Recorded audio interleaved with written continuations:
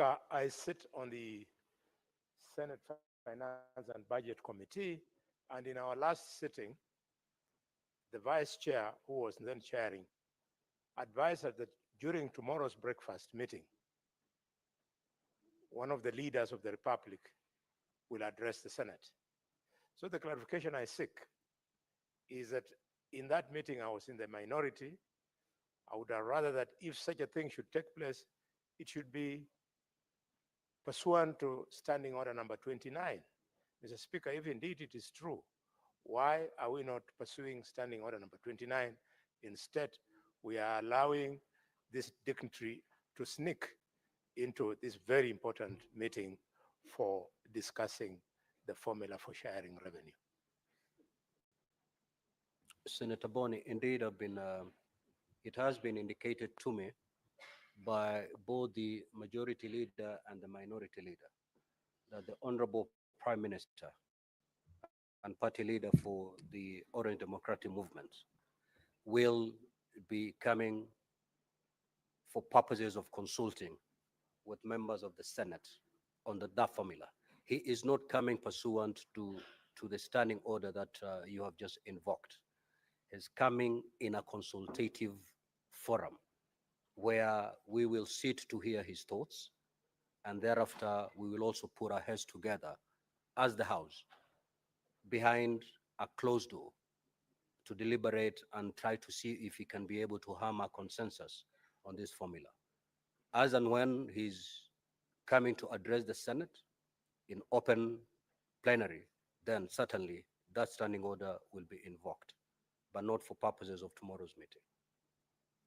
Senator Fernandez.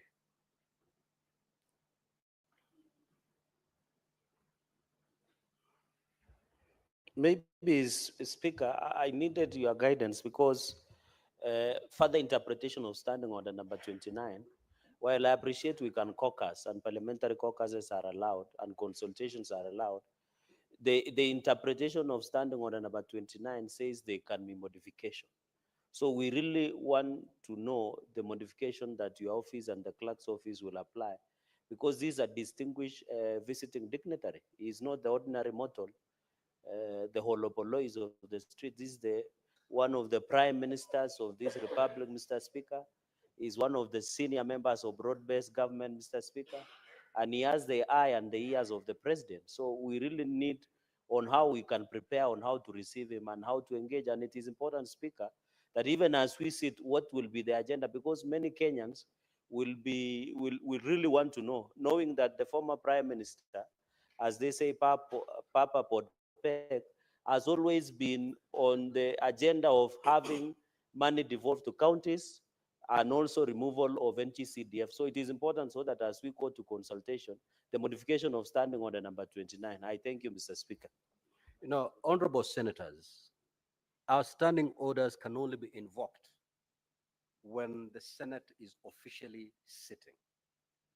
The meeting that is going to take place tomorrow is not an official sitting of the Senate. It is a consultative forum. In fact, we had chosen some hotel somewhere in the outskirts of Nairobi to hold this meeting. But because of logistics challenges, we decided to have it within the precincts of Parliament.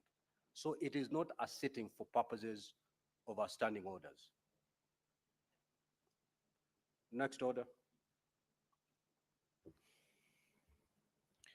Order number 3, messages. Order number 4, petitions.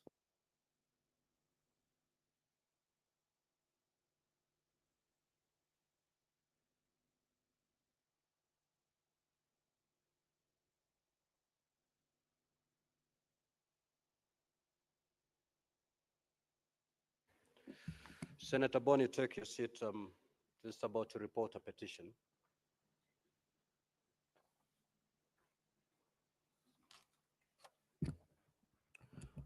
Honorable Senators, I hereby report to the Senate that a petition has been submitted through the clerk by members of the Core Civil Society Network for Human Rights concerning the inaccessibility of public buildings and offices by persons with disabilities, PWDs, in Mombasa County. As you may be aware, As you're aware, on Article 119(1) of the Constitution, and I quote, every person has a right to petition Parliament to consider any matter within its authority, including enacting, amending, or repealing any legislation.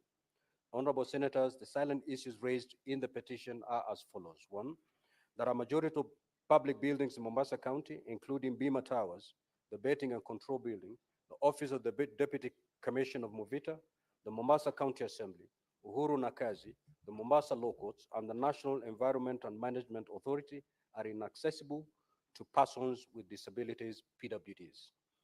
That the Betting and Control Building, which houses several county government offices and departments, has been inaccessible to PWDs for at least 5 years.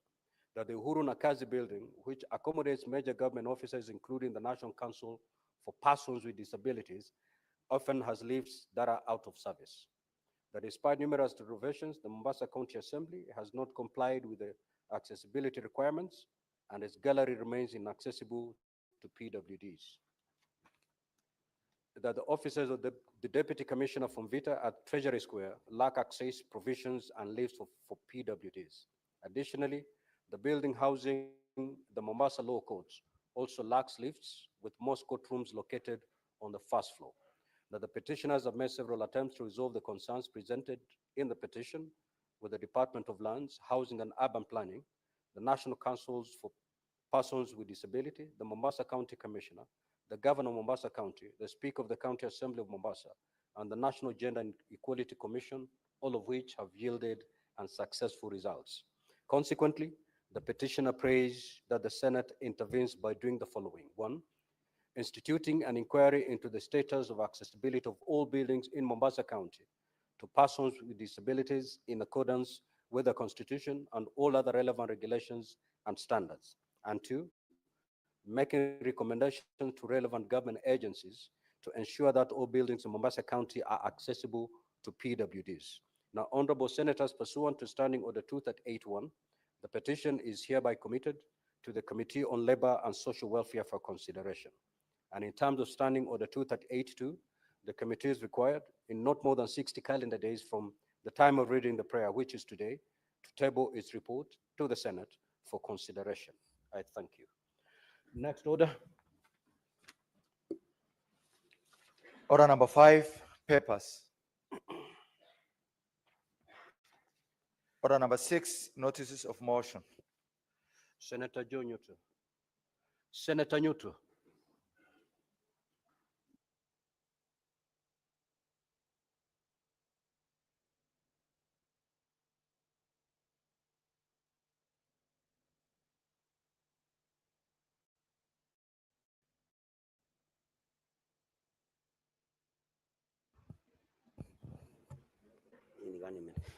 Mr. Speaker, I had requested to comment on that petition. I don't know whether it's allowable. Senator Newton, I called you so that you give notice. Sorry. Thank you, Mr. Speaker. This is a notice on a motion on implementation of an automated and decentralized certificate of good conduct system in Kenya. I beg to give notice of the following motion, Mr. Speaker, that aware a certificate of good conduct is a major requirement for Kenyan citizens in accessing employment, business opportunities, and in some instances, financial engagements with the financial institutions in Kenya, with a certificate having a validity period of 1 year. Concerned that many Kenyans are compelled to travel long distances to access this service, both for the initial application and for any subsequent applications, making the process tedious, time-consuming, and costly. Further concerned that the current manual application system is prone to delays and inconsistencies, which may compromise the authenticity and the integrity of a certificate of good conduct. Cognizant that the importance of introducing an automated good conduct certification system, including the utilization of biometric fingerprint verification through the deployment of biometric kits, will enhance accuracy, security, and expediency in verifying individuals' record. Now, therefore, the Senate resolves that the National Police Service Commission, in collaboration with the Ministry of Interior and National Administration, to 1, develop and implement an automated good conduct certification system designed to streamline the issuance, renewal, and verification of certificates of good conduct. 2, incorporate advanced technologies such as biometric fingerprint recognition, data encryption, and secure communication protocols to ensure the accuracy of individual records. 3, establish decentralized service points and deploys mobile registration units across counties to enhance accessibility, especially in remote areas. And 4, scale up awareness initiatives in rural areas on the application and renewal process for the certificate of good conduct. 2, establishment of a policy to regulate artificial intelligence, AI, and innovation in Kenya. That aware that the fourth industrial revolution is redefining economies globally through emerging technologies such as artificial intelligence, AI, blockchain, and financial technology, fintech. Further aware that Kenya has made commendable strides in digital infrastructure and mobile innovation, positioning itself as a potential leader in Africa's tech-driven future, noting that in a landmark decision, the African Union Executive Council endorsed the Continental AI Strategy during its 45th Ordinary Session in Accra, Ghana on July 18th to 19th, 2024, to underscore Africa's commitment to an Africa-centric development-focused approach to AI, promoting ethical, responsible, and equitable practices. Cognizant that the Continental AI Strategy calls for unified national approaches among AU member states to navigate the complexities of AI-driven change, aiming to strengthen regional and global cooperation and position Africa as a leader in inclusive and responsible AI development, appreciating that the Ministry of Information, Communications, and the Digital Economy recently formulated the complexities. Honorable Senator Newton. Yes. You were to give notice on the implementation of the automated and decentralized certificate of good conduct system. Sorry, I went all the way to number. You are reading the entire order paper.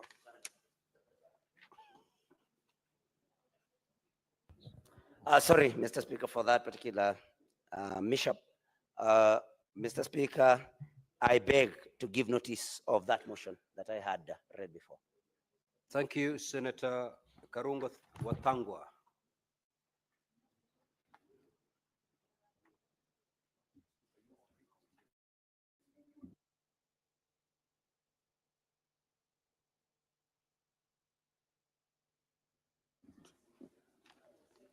Senator Newton, to neaten the record,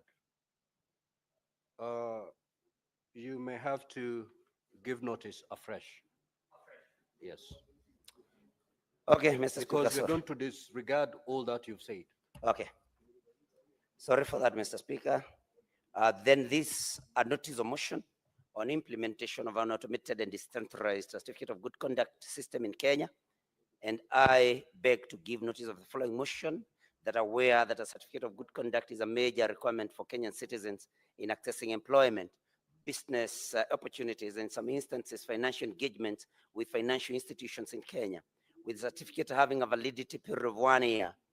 Mr. Speaker, concerned that many Kenyans are compelled to travel long distances to access this service, both for the initial application and for any subsequent applications, making the process tedious, time-consuming, and costly. Further concerned that the current manual application system is prone to delays and inconsistencies, which may compromise the authenticity and integrity of a certificate of good conduct. Cognizant that the importance of introducing an automated good conduct certification system, including the utilization of a biometric fingerprint verification through the deployment of biometric kits, will enhance accuracy, security, and expediency in verifying individuals' record.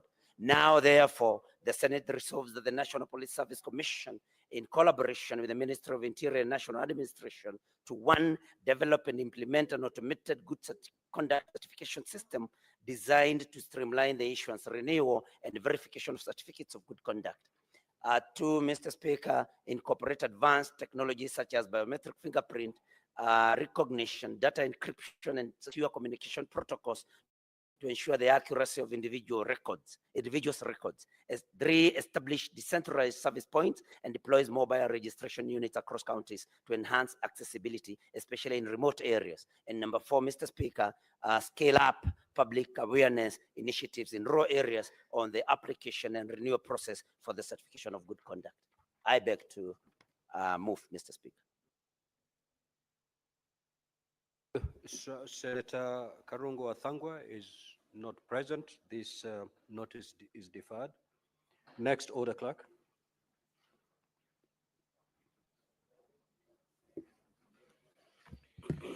Order number 7, questions and statements. Statements pursuant to Standing Order 52-1. Senator Ezena Lemalentiana. That statement is dropped. Statements pursuant to Standing Order 53-1. Senator Hamida Kibwana. That statement is dropped. Senator for Nairobi County, Senator Edwin Sifuna.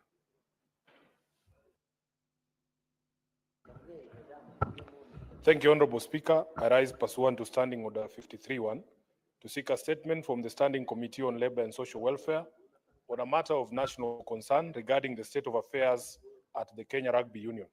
In the statement, the committee should address the following. Number one, the operational and financial standing of the Kenya Rugby Union, including details on the amount of sponsorship funds channeled to KRU by various corporate entities from 2022 to 2025 or to date, and the specific expenditures of the union relating to the same period. Number two, the current status of the report by the KRU chairman, Mr. Alexander Sasha Mutai, to the DCI regarding alleged criminal and fraudulent activities within the union. Thirdly, whether all serving KRU directors possess the necessary qualifications to hold their respective offices. And lastly, Honorable Speaker, the actions being taken to address the governance and other challenges afflicting the union to avert sanctions from the World Rugby. Thank you, Honorable Speaker. Senator for Kajiado County, the Honorable Senator Seki Lenku Olekana.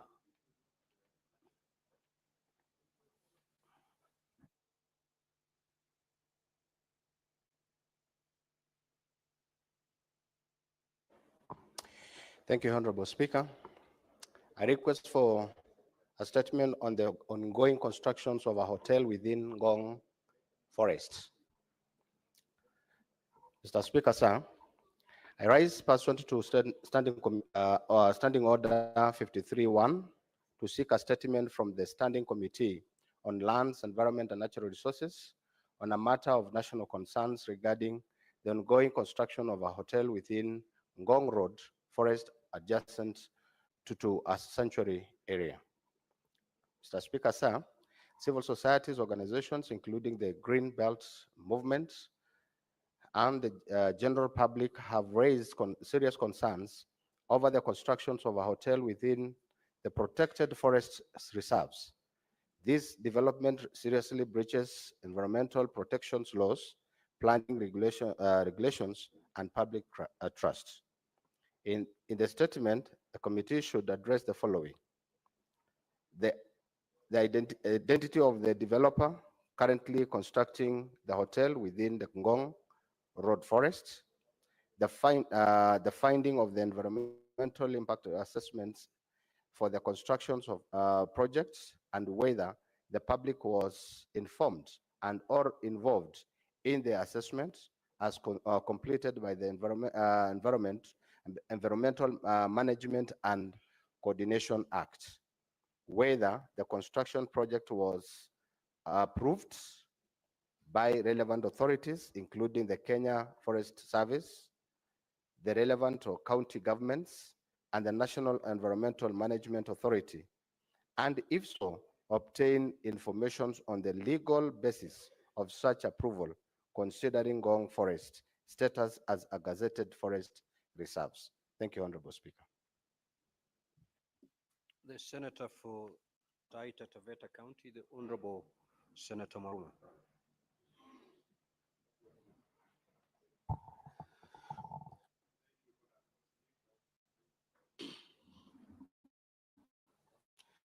Thank you, Honorable Speaker, for this opportunity to request for a statement on non-remittance of staff deductions by Taita Taveta County Government. Mr. Speaker, sir, I rise pursuant to Standing Order 53-1 to seek a statement from the Standing Committee on Devolution and Intergovernmental Relations on a matter of county-wide concern regarding the non-remittance of staff SACCO deposits and loan repayment deductions to Kwetu SACCO and other financial institutions by the Taita Taveta County Government. Mr. Speaker, sir, the Taita Taveta County Government has been deducting funds from employees' salaries for SACCO deposits and loan repayment to Kwetu SACCO and other financial institutions. However, the county government has failed to remit these deductions to the respective institutions as required by law and existing agreements. In the statement, the committee should address the following. One, the total amount of money deducted from employees of the Taita Taveta County Government for SACCO deposits and loan repayments to Kwetu SACCO and other financial institutions which are yet to be remitted to the institutions, including details on the specific amounts per institution, as well as the duration for which the remittances have remained pending. Two, the reasons for the failure by the county government to remit these deductions, as well as the specific timelines for remittance of all outstanding amounts. Three, the measures in place to prevent such delays and or failures in future. I thank you, Mr. Speaker. Senator Tabitha Mutinda.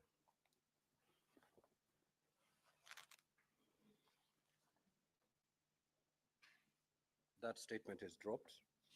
Senator Karen Nyamu.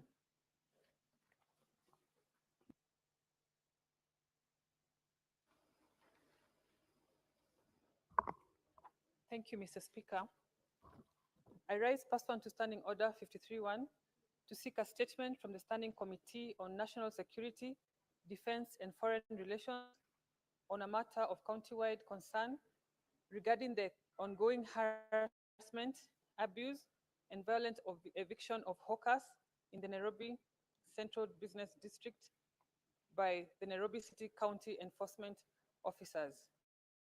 Mr. Speaker, recent events in the CBD have brought to light troubling incidents involving county enforcement officers against hawkers.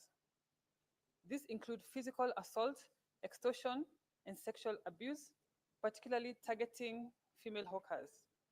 Such acts are not only unethical and unlawful, but also violate Article 28 and 29 of the Constitution, as well as statutes, including the Sexual Offences Act and the Code of Conduct for Public Officers. Mr. Speaker, the informal sector serves as a critical economic lifeline for many urban residents and should therefore be integrated into the urban economy. However, hawkers continue to face harassment and lawful arrests, confiscation of their goods, and intimidation, often by officers who are unidentifiable and operate with impunity. These actions have disproportionately affected vulnerable populations, including women, youth, and persons with disabilities, exacerbating their economic and personal insecurity. In the statement, the committee should address the following: the policy framework guiding the Nairobi City County Government Enforcement Officers' actions against hawkers. 2, whether enforcement officers receive sufficient training to ensure compliance with the law and ethical standards and the systems in place to hold them accountable for misconduct. 3, the measures being taken by the county government to establish inclusive, adequate, and accessible vending spaces for hawkers while ensuring protection especially for women, from physical abuse, extortion, and sexual violence. 4, the existence and effectiveness of oversight and complaint handling mechanisms through which hawkers and the public can report misconduct by enforcement officers. I thank you, Mr. Speaker. Senator Hamida.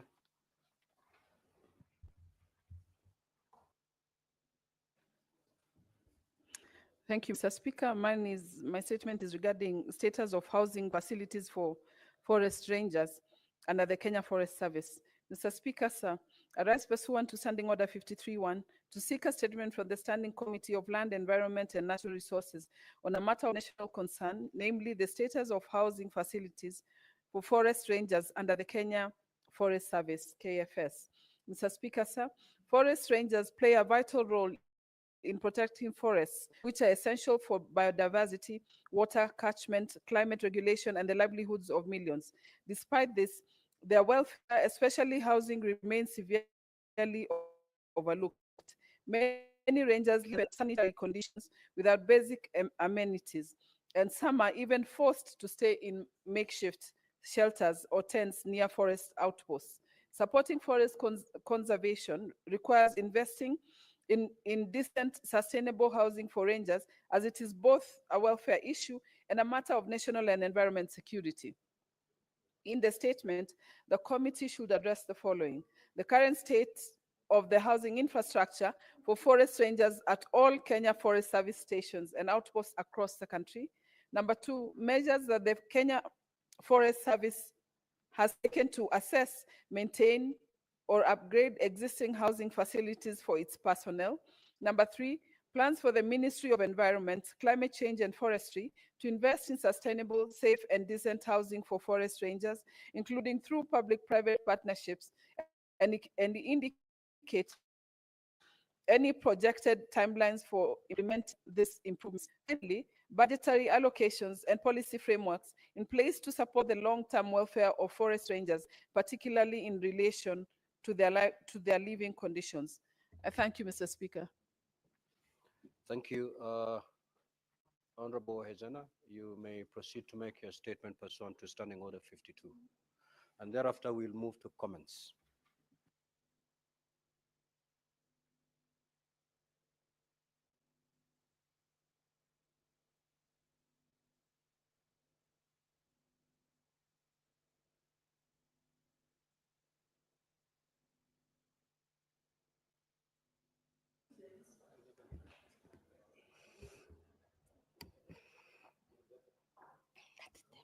Majority Leader, you should guide new members correctly.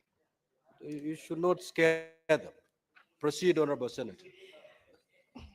Mr. Speaker, sir, I rise pursuant to Standing Order 52-1 to make a statement on a matter of national concern on the joint Bunge Youth Dialogue held on the 17th of March 2025, co-hosted by the Kenya Young Parliamentarians Association and the Club de Madrid WYDE network of young decision makers.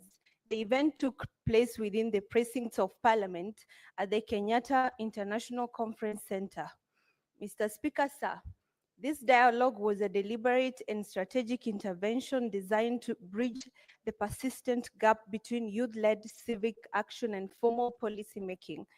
Members of county assemblies, student leaders, and civil societies actors alongside international delegates from over 10 countries. I wish to specifically acknowledge the presence of distinguished young parliamentarians from across the globe who made significant contributions to the deliberations. 1, Honorable Augusta Nadi and Honorable Mubarak Kumari from Nigeria, Honorable Joanna Mamombe from Zimbabwe, Honorable Sengoi Zaya from Mongolia, and Honorable Banda Chisomo from Zambia. Their voices reinforced a global consensus. Young people are rising, and parliaments must rise with them. Mr. Speaker, sir, a central feature of the dialogue was a vibrant mock parliamentary session during which 2 landmark motions were debated and unanimously adopted. 1, motion on youth and democracy in Kenya, which called for dismantling of systemic and structural barriers to youth inclusion in governance.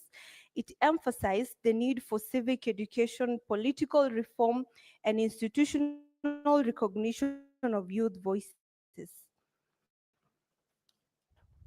2, motion on youth and democracy, a global commitment which positioned Kenya as a champion of youth participation on the international stage, advocating for youth quotas, political finance reform, and representation in global decision-making platforms.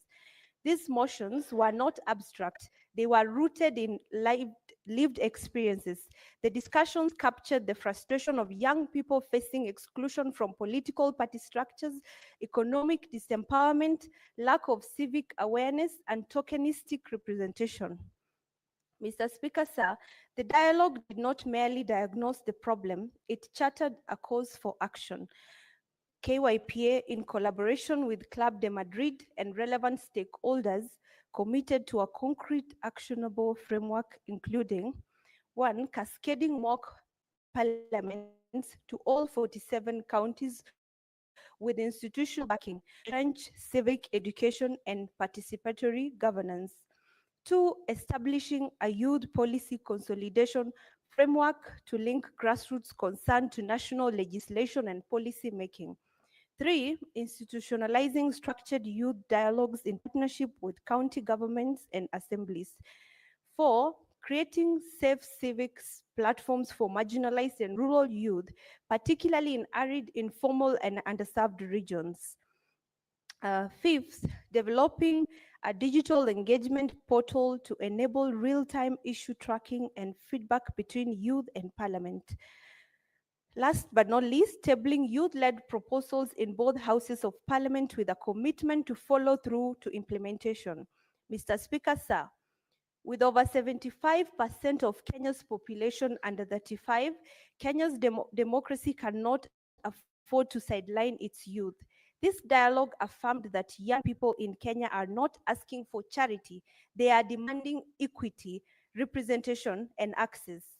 They seek to move from protest to policy, from street mobilization to structured leadership. For this to happen, Parliament must act. Mr. Speaker, sir, I wish to acknowledge and thank the speakers and clerks of both houses of Parliament for continued support to the Kenya Young Parliamentarians Association and for facilitating the hosting of the dialogue at the KICC. This gesture affirms the critical role of Parliament in fostering youth leadership and democratic inclusion. Let me also emphasize, Mr. Speaker, that the partnerships between KYPA and Club de Madrid is not cosmetic, it is deliberate, reform-focused, and long-term. This is an off event. We are committed to implementing the resolutions of this dialogue and cascading them to all counties, not through talk shops, but through legislative leadership, civic dialogues, and grassroots policy action. In conclusion, Mr. Speaker, I urge this House to extend full legislative and institutional support to the outcomes of the Bunge Youth Dialogue. Let these ideas not gather dust in reports and communiques. Let them be translated into motions, bills, budget lines, and ultimately into the lives of young people across this nation. Let history remember that this Parliament stood with its youth and that it acted when it mattered the most. Thank you, Mr. Speaker. Honorable Senators, we'll have comments for half an hour. And therefore, if you want to speak, kindly keep it under 3 minutes. The Honorable Senator Moses Otieno Kajwang.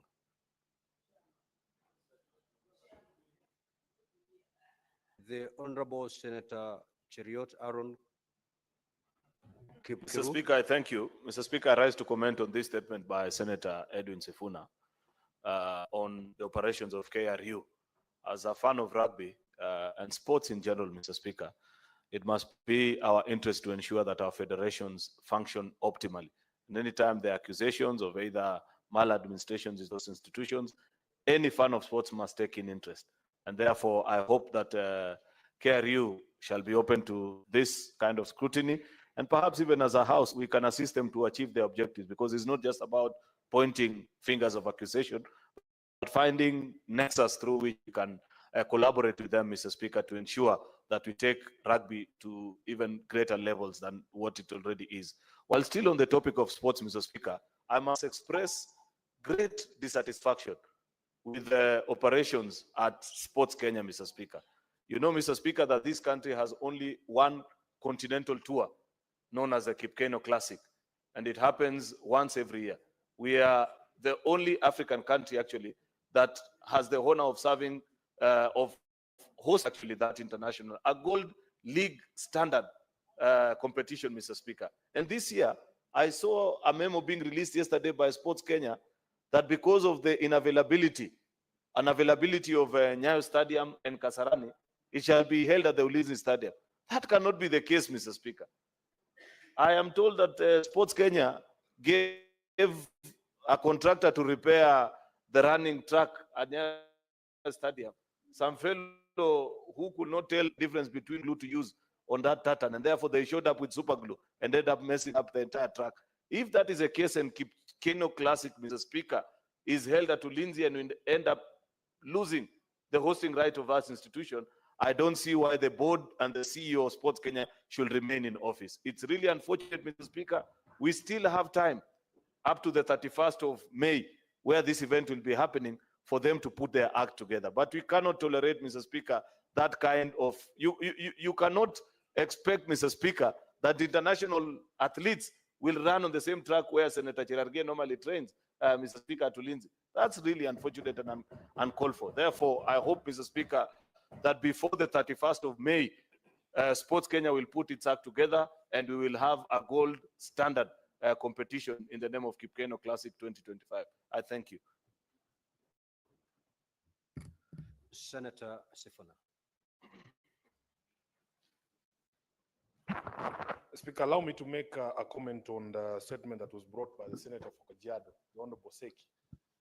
Speaker, just a few weeks ago, I think it is no more than a month, the Cabinet Secretary responsible for environment was here with us.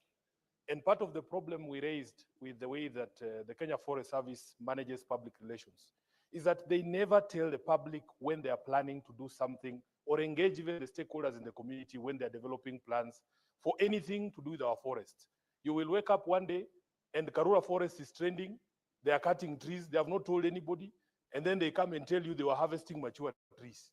Now, Honorable Speaker, they have gone into Ngong Road Forest, and out of the blue, somebody is building a hotel in the middle of the forest without telling anybody. Honorable Speaker, it takes the locals there, the people, the neighbors, to raise the alarm and say there's something that is happening in the forest, for them to come out. And then I saw the chief conservator of forests coming there and saying, oh, the project is above board. Our constitution requires transparency.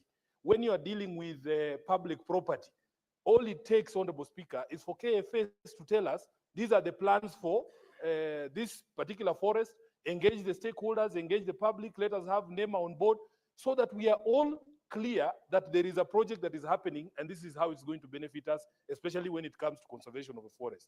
But this issue of them waiting for social media outrage, then they come and tell us, oh, this thing is above board. Honorable Speaker, we need to call out the Kenya Forest Service. Lastly, Honorable Speaker, on the statement that has been brought by my sister, Senator Karen Nyam, when the current governor Sakaja was running, he promised a city of dignity and order.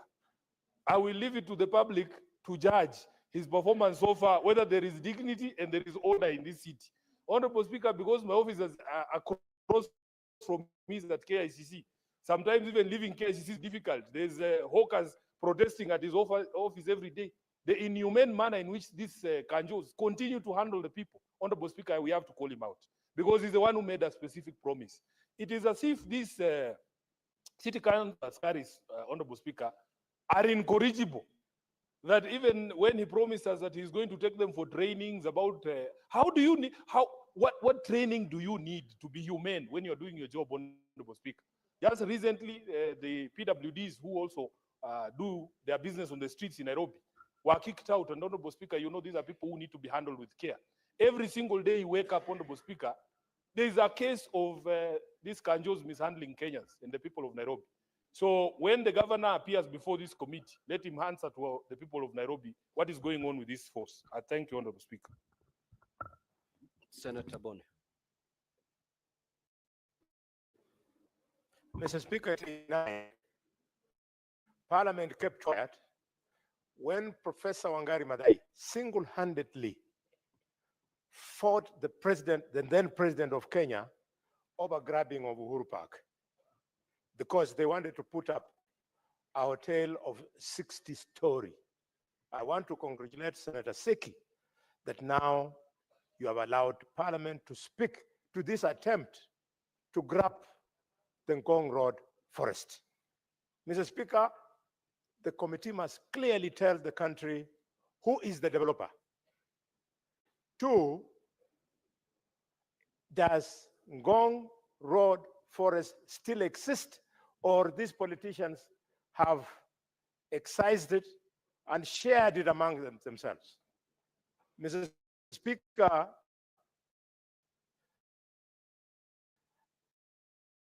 I want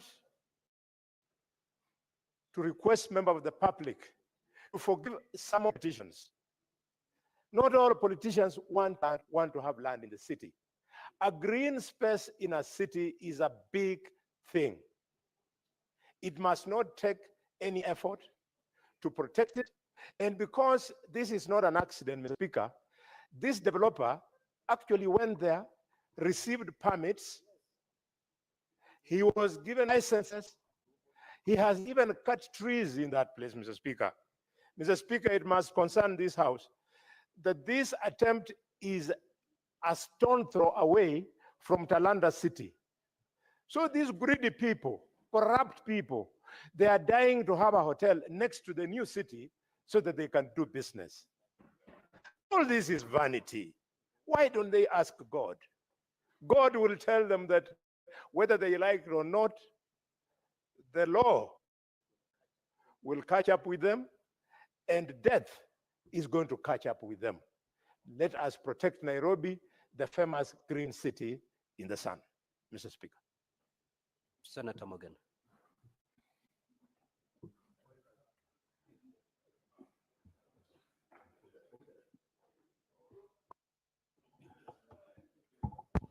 Yes, Mr. Speaker, sir, I wanted to seek a clarification from the communication that you had earlier made to the House, touching on Senator Gloria Oroba. Mr. Speaker, I wanted to bring it to the attention Senator Mogeni, yes, we are now on comments on the statement that have been requested. If you don't have any comments, kindly yield. Sorry, Mr. Speaker, I wanted on 11th of May 2021, President was set. A similar communication was made to the House. Yes, but let us dispense with the comments. My majority first. here. Let us dispense with the comments thank first, you. because we have limited time to do this. I abide. Senator Osotsi. No, Senator Osotsi. Thank you, Mr. Speaker. Mr. Speaker, allow me to comment on two statements. The first statement by Senator Sifuna on the affairs of the Kenya Rugby Union. Mr. Speaker, it's unfortunate that most of the sporting associations in Kenya are riddled with corruption and mismanagement. And I think it's important that the committee that will be looking at this matter to go to the depth of the issues at the Kenya Rugby Union, so that those officials who are involved in any kind of malpractice should be subjected to the law. It is unfortunate that our associations, which are supposed to be managing the sports for the welfare of our youth, they are instead turning those associations into money-minting ventures. And that is why this country, which has huge potential in sports, is lagging behind in sports because of the conduct of the very people who are supposed to be managing this association. I also want to comment on the statement by Senator Mwaruma on the issue of non-remittance of statutory deduction by county governments. Mr. Speaker, this problem is rampant in most counties. We continue to see queries around non-remittance of SACCO dues, non-remittance of NSSF, non-remittance of SHA and other important reduction by county government. But what is the role of control of budget? Because the control of budget is the one who approves these requisitions. How does she approve requisition of salaries without checking on the status of statutory deduction? I think it's important that the control of budget must be summoned by this House to explain how he or she is able to approve salaries without the statutory deduction being included. Because that's where the problem is, Mr. Speaker. We have so many staff in our county governments who cannot access SACCO loans, and yet they have been deducted SACCO amount from their salaries, and they are suffering. Mr. Speaker, this is a very serious problem, and how I wish the committee concerned should not just stop at Taita Taveta County government, but all the other county governments which are engaged in this very serious malpractice of not submitting remittance to relevant institutions, including SACCOs. Mr. Speaker, I expect that the committee will invite all the other counties which have this problem. And even as we speak about this, Mr. Speaker, we did an inquiry the other day in my committee on the pensions, where counties or pensioners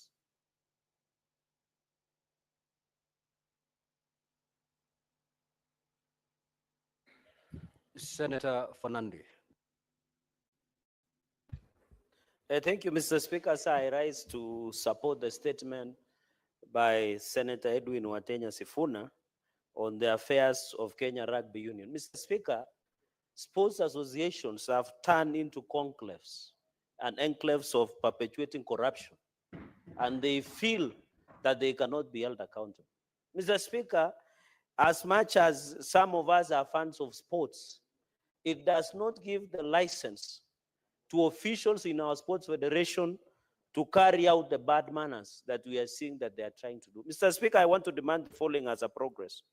That Office of the Auditor General must forthwith do special and forensic audit against financial statements of Kenya Rugby Union, Mr. Speaker.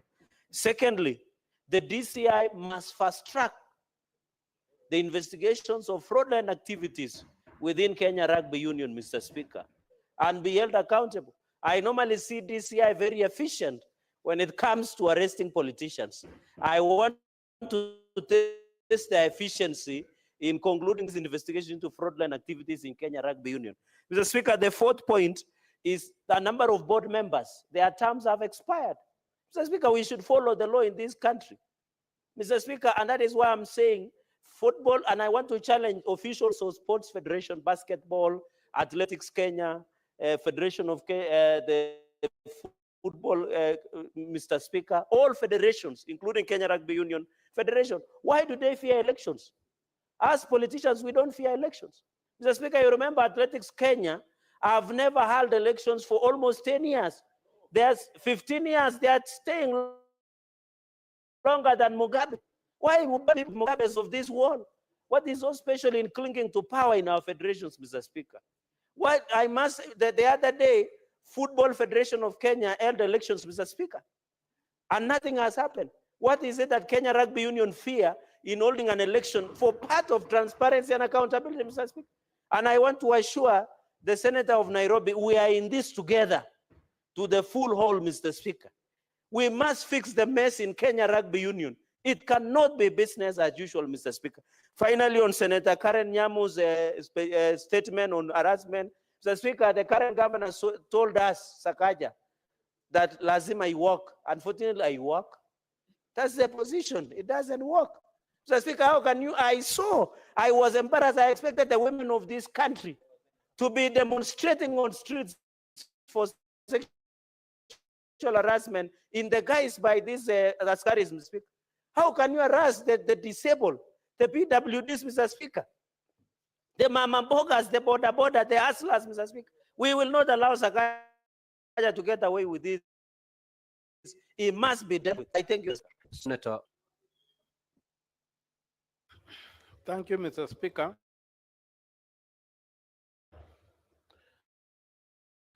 I begin by commenting on the statement by Senator Karen on the hawkers in any area or in any society, because it's in hawking. It's only in hawking that in my capital to be able to engage and trade. With shillings, you can buy tomatoes and make 100 shillings at the end of the day. So we only need to find a way of regulating this industry of quick wealth generation. So, given no capital requirements, can engage in some form of enterprise to move forward. Honestly, in this country has been taken for granted. Sports is no longer just an idle area. Sports is a major industry. Sports is a major industry, and in a country that is government, I think if we gave it the chance, the attention it requires, sports should move forward. And this culture of Utadu, because why all these things are happening is you go back to law enforcement. Law enforcement is heavily compromised. The Office of the Auditor General, the ESCC, the police, all these people are so compromised that you find people do what they want and they tell you to do whatever, they dare you. But the time is coming when we really, Mr. Speaker, sir, have these organizations called to book. Why there's this rampant misuse of funds? Organizations that are supposed to do the audit. There's been a trend to think that Parliament does audits. Parliament does not do audits. Parliament cannot even change a comma in a report of the Auditor General. The Auditor General's report is final. We can only act on it. And finally, on the question of the youth bulge and the youth challenges in this country, we cannot sweep them under the carpet. Young people have no jobs. Young people have got no future. Young people have got no where they're facing. And it's time we stopped doing the nonsensical things we are good at doing and focus on changing this country, on making the taxes of this country work for the people. We should stop theft. There's too much theft in this country. Right from the top of the government going down, everybody is stealing and stealing without any fear. If we don't stop that, our youth are headed nowhere. Without any shame, as the bull of Nandi is telling me. So it is time for us to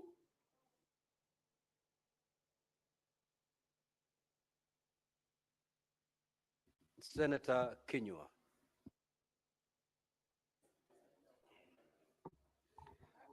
Asante sana Bwana Spika kunipa fursa hii kuchangia taarifa. Na ni vizuri ijulikane Bwana Spika ya kwamba watu ambao wanafanya biashara za rejareja wana haki Bwana Spika, kwa sababu wao wenyewe wanachangia zaidi katika maendeleo ya nchi Bwana Spika.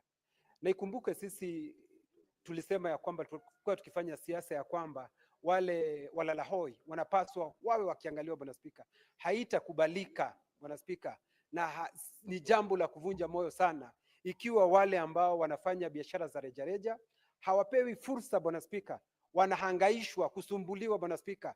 Hawezi wakasimama mahali popote katika jiji hili ama sehemu zozote za nchi ya Kenya Bwana Spika. Kwa hivyo sisi sote Bwana Spika, tuna haki ya kufanya biashara mahali popote, Bwana Spika. Kwa hivyo nataka kusema ya kwamba jambo hilo, kamati ambayo itakayoshughulikia ijue ya kwamba watu wote wapewe haki za kufanya biashara, iwe biashara kubwa, iwe biashara rejareja, iwe biashara yoyote, Bwana Spika. Ikiwa mtu amefuata taratibu za kisheria, Bwana Spika, anapaswa apewe fursa kama mtu mwingine yoyote afanye kazi yake. Na tunamwambia gavana wa Nairobi, Bwana Spika, tumwambie vizuri, tuelewe, kwa sababu ni hivi juzi tulikuwa naye hapa katika seneti, alikuwa akitetea hawa wafanyi biashara wa rejareja. Sijui ni nini kimefanyika, amepinduka, Bwana Spika, anawafukuza ni kama swara hapa mjini, hakuna mahali wanaweza wakaketi, hawezi wakatengenezea hata choo, Bwana Spika, na wale ndio wanaolipa kodi,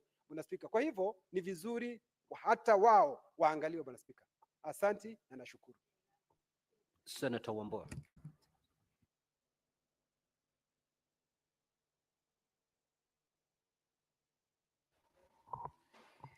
I thank you, Mr. Speaker. Mr. Speaker, I want to make a comment on the statement by Senator Karen Nyamu.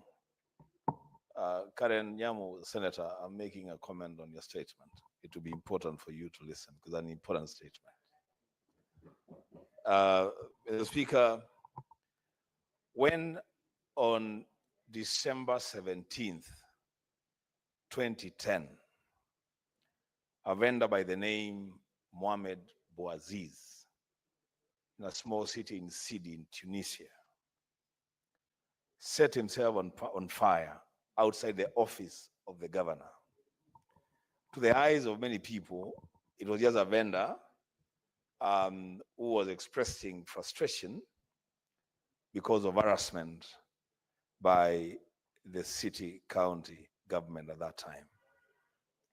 But the Speaker, what followed that act led to what today is known as the Arab Spring, which brought down governments in that region. So, Speaker, vendors, street vendors, are an important segment of any city, any society, anywhere. I do understand, Mr. Speaker, the need for cities to be clean and for us to develop what we are calling smart cities. But, Mr. Speaker, that must be balanced with the need to allow people to earn a living. When you chase street vendors and you get them out of the streets without providing them with alternatives, what exactly are you telling them to do? As Speaker, it is a responsibility of our governments, both local governments and national government, to find ways and means of enabling people at the lower segments of the pyramid, economic pyramid, to earn a decent living. Because yesterday, or was it today? It was the day last week, Mr. Speaker. I was having a conversation with the Minister for Cooperatives, Honorable, we were talking about this access to the ASLA fund.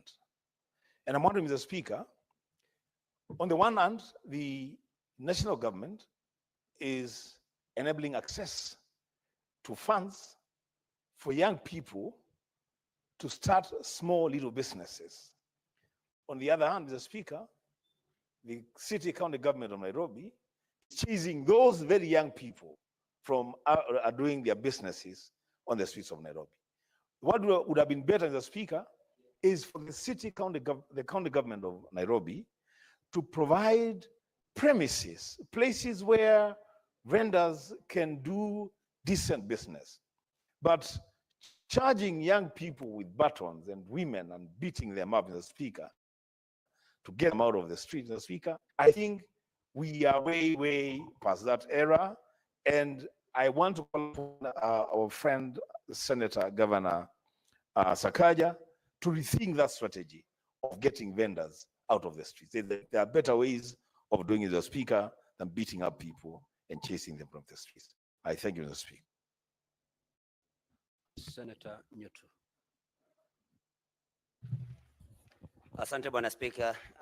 Nami nataka niseme moja mawili kuhusu taarifa ambayo imetolewa na seneta wa Kajiado, Seneta Seki, kuhusu ujenzi wa hoteli katika ndani ya msitu wa Gong, Bwana Spika, na hili ni jambo ambalo linatuhusu na kututia wasiwasi, kwa sababu Bwana Spika, tunajua kwamba kunayo hofu kwamba joto linaendelea kuzidi katika ulimwengu mzima, na ndio sababu kwamba tumeambiwa na hata serikali imesema kwamba kila mtu aweze kupanda miti miwili mitatu na kadhalika, ili kwamba tuone kwamba misitu yetu inaendelea kukua na wala sio kupungua.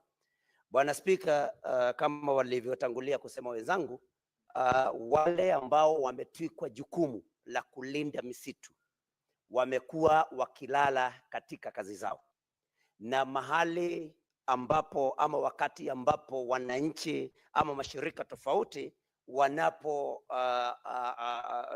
mambo haya katika mwanga, hapo ndipo wale sasa walio na jukumu hili la kulinda misitu wanapokuja na kutupatia vijisababu ni kwamba ni kwa nini kumetokea mambo kama yale, na kama alivyosema mwenzangu mmoja kwamba juzi pale katika Karura wakati walikuwa nakata misitu wakasema kwamba walikuwa wanaondoa ile miti ya zamani ili kuweka miti ya kisasa, lakini walikuwa wanakata miti yote.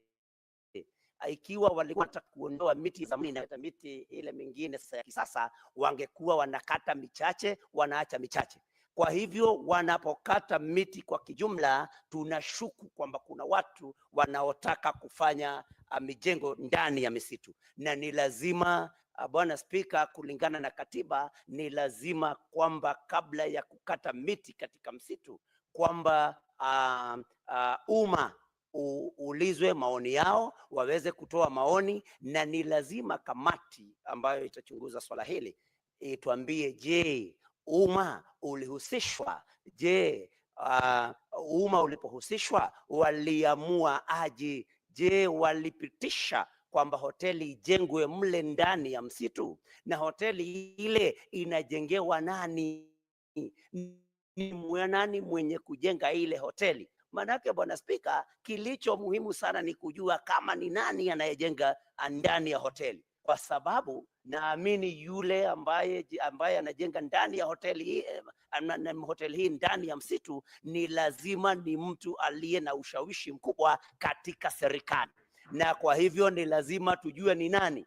Mimi kwangu la mwanzo ni kama tujue ni nani, ili tujue huyu ambaye anajenga bila kuhusisha umma, huyu anayejenga bila kuulizwa na maafisa ambao wamepatiwa jukumu hili la kulinda misitu, je, ni nani? Halafu Bwana Spika, ni lazima tujiulize, je, ni miti iliyokatwa pale ama palikuwa ni mahali ambapo palikuwa hapana miti? Je, kuanzia sasa kwenda mbele tutahakikishiwa na nani kwamba misitu yetu isalama? Tutahakikishiwa na nani kwamba misitu yetu haitaendelea kukatwa? Bwana Spika, hili ni jambo ambalo kamati ya mashamba na turathi za kitaifa lazima iangalie kwa makini sana, na ninataka kuamini kwamba mwenyekiti wangu seneta wa Mombasa Paki ameyasikia haya na kwamba alipatie kipaumbele jambo hili. Senator Beatrice Akinye. Thank you, Honorable Speaker. Honorable Speaker, I rise to support the statement by Senator Ameda over the housing facilities for forest rangers. Honorable Speaker, housing is a basic need for all of us. Honorable Speaker, I'm on record having raised a complaint here about the housing situation at the Ndewa police station, Honorable Speaker. And on the same example that Senator Ameda has given here about forest rangers, there are notorious organizations that really are housing their officers in a very, very pathetic way, Honorable Speaker.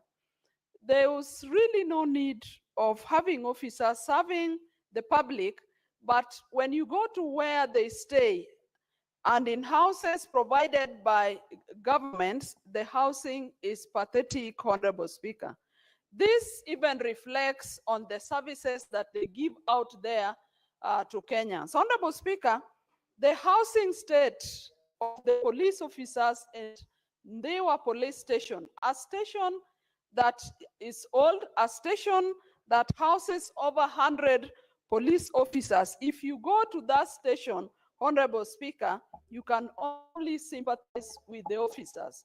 They live in shanties. Some of them you can see through, some of them that are shared amongst 2 or 3 families. Honorable Speaker, what kind of indignity can that be? And how do we subject our officers to such kind of treatment, Honorable Speaker? And so this must be looked into, not only limited to the forest rangers, but to the National Police Service and even to the prison warders across the county, Honorable Speaker. I secondly want to support this statement by Senator Mwaruma on the non-remittance of statutory deductions. Honorable Speaker, it is unfair that mostly county governments are not remitting some of these statutory deductions. Honorable Speaker, why would the counties deduct money from their workers but not remit them, Honorable Speaker? Some of these workers have been denied very basic services that they are entitled to. Some of them at the beginning of school calendars, their parents, the workers of these county governments go for loans from their SACCOs, and they are not able to get loans because their employers have failed them, Honorable Speaker. So their children do not go to school in time, and Honorable Speaker, I find this not only unfair, but this is a criminal act by the county government. And lastly, Honorable Speaker, on the statement by Senator Karen, Honorable Speaker, why should we mistreat and harass hawkers that are doing their businesses and the county government collects cess from these hawkers? The hawkers must be given an environment in which to do their businesses with dignity.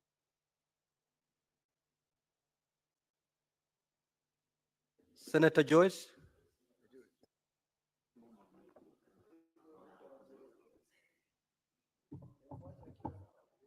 Yeah, thank you very much, Honorable Speaker. Mine is just to touch on the statement that was raised by Honorable Seki. Honorable Speaker, I would want to agree with a number of questions that he has raised pertaining the approvals that have been done to the said developer who is developing this hotel inside forest. Honorable Speaker, I know this is one of the government agenda of greening this country. And it will look so weird for us to maybe allow some of the few individuals to maybe move ahead and get in the pretense of putting up an hotel. Yet we have a number of freelance that they can develop the same, Honorable Speaker. So I just want to say that, Honorable Speaker, the culprit should be brought to book. Let's know who is this person who is giving these approvals. These are some of the measures that they are putting us as a country, Honorable Speaker. Sometimes you find a number of evictions that are being done in the country. They are done because of some careless people who are in offices, who are just giving people approvals which are not without following the due process, Honorable Speaker. So I just want to say that it is true that we need to get the details of this and action must be taken. Thank you. Now, Honorable Senators, the 30 minutes allocated to this session has since terminated. We now move to the next order. Clerk, call the next order.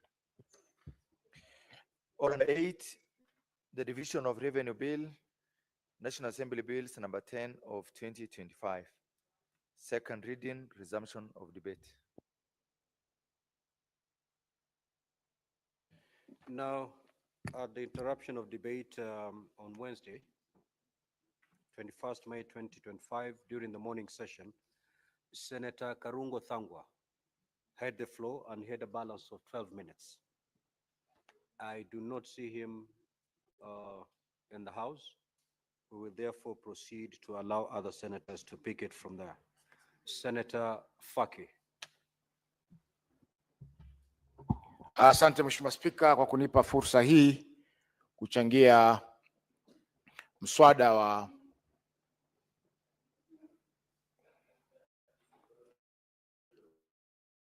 ugavi wa fedha kwa mwaka 2025-2026.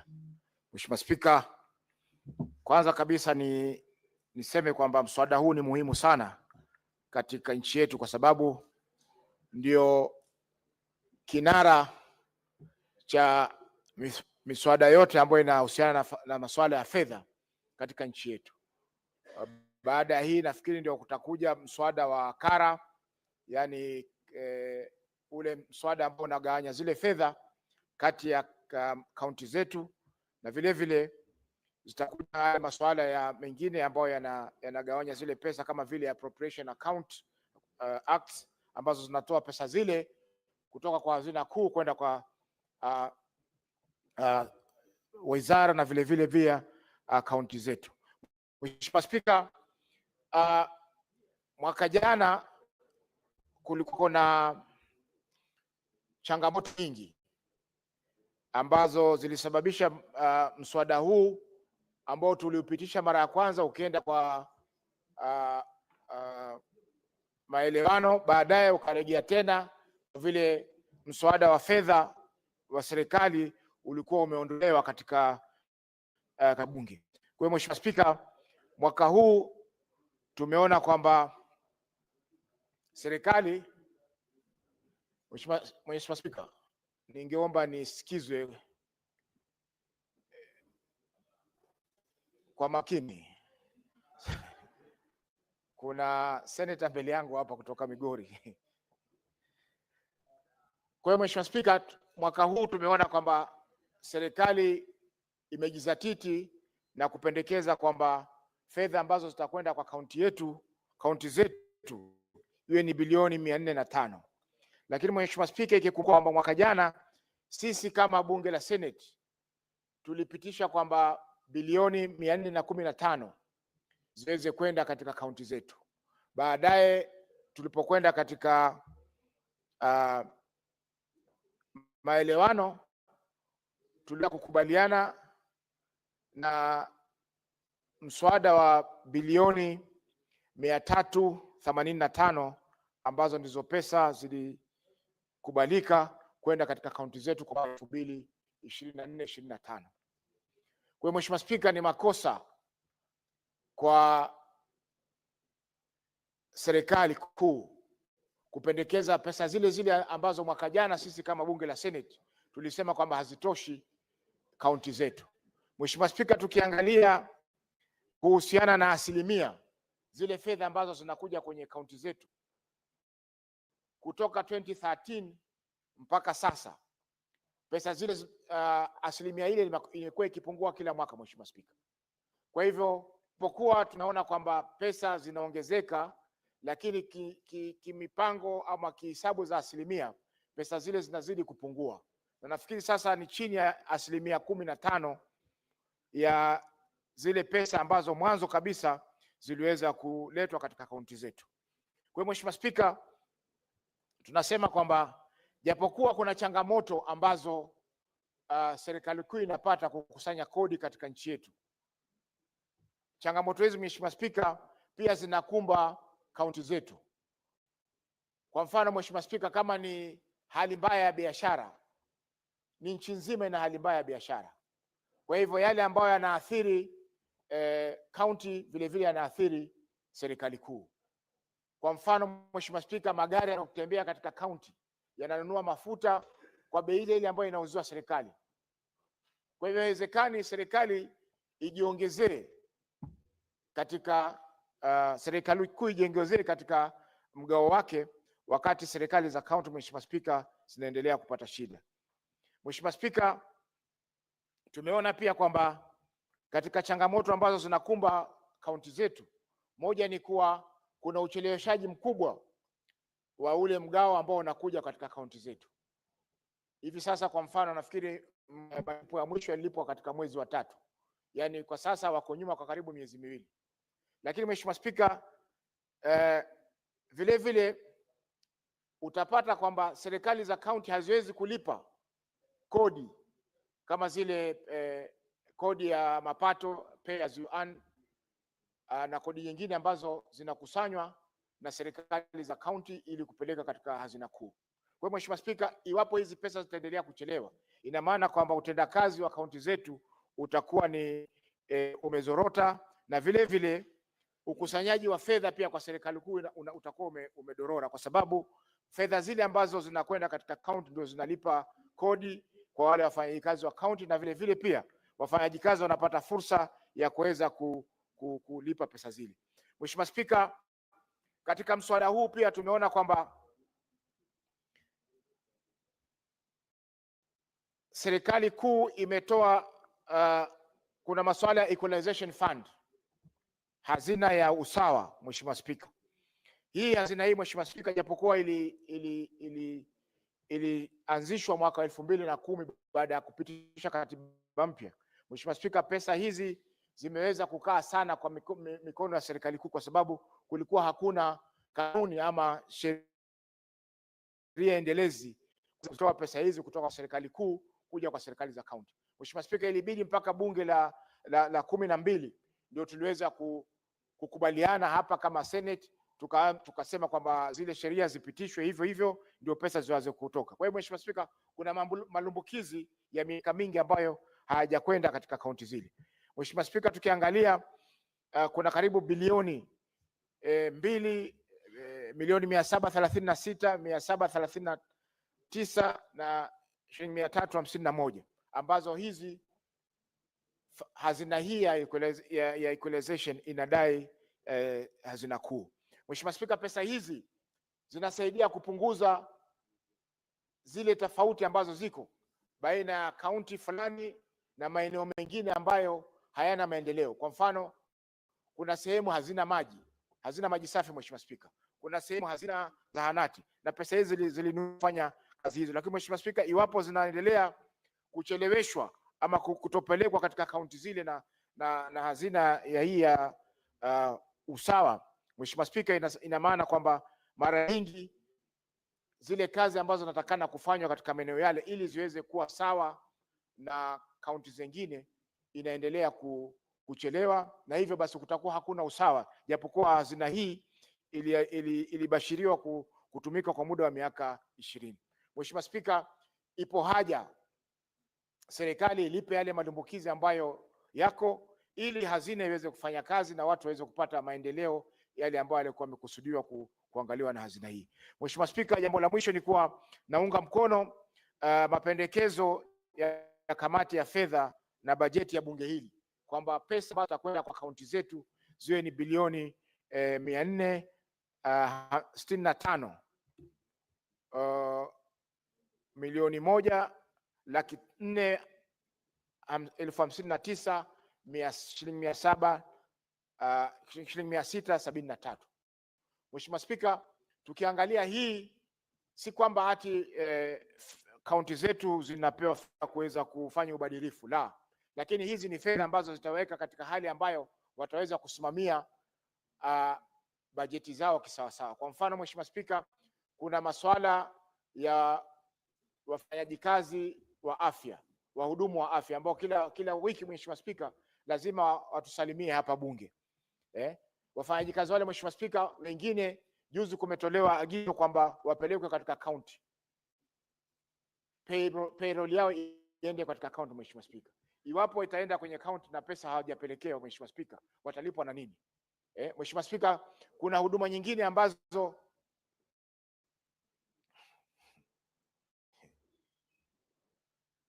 why don't you go to the lounge?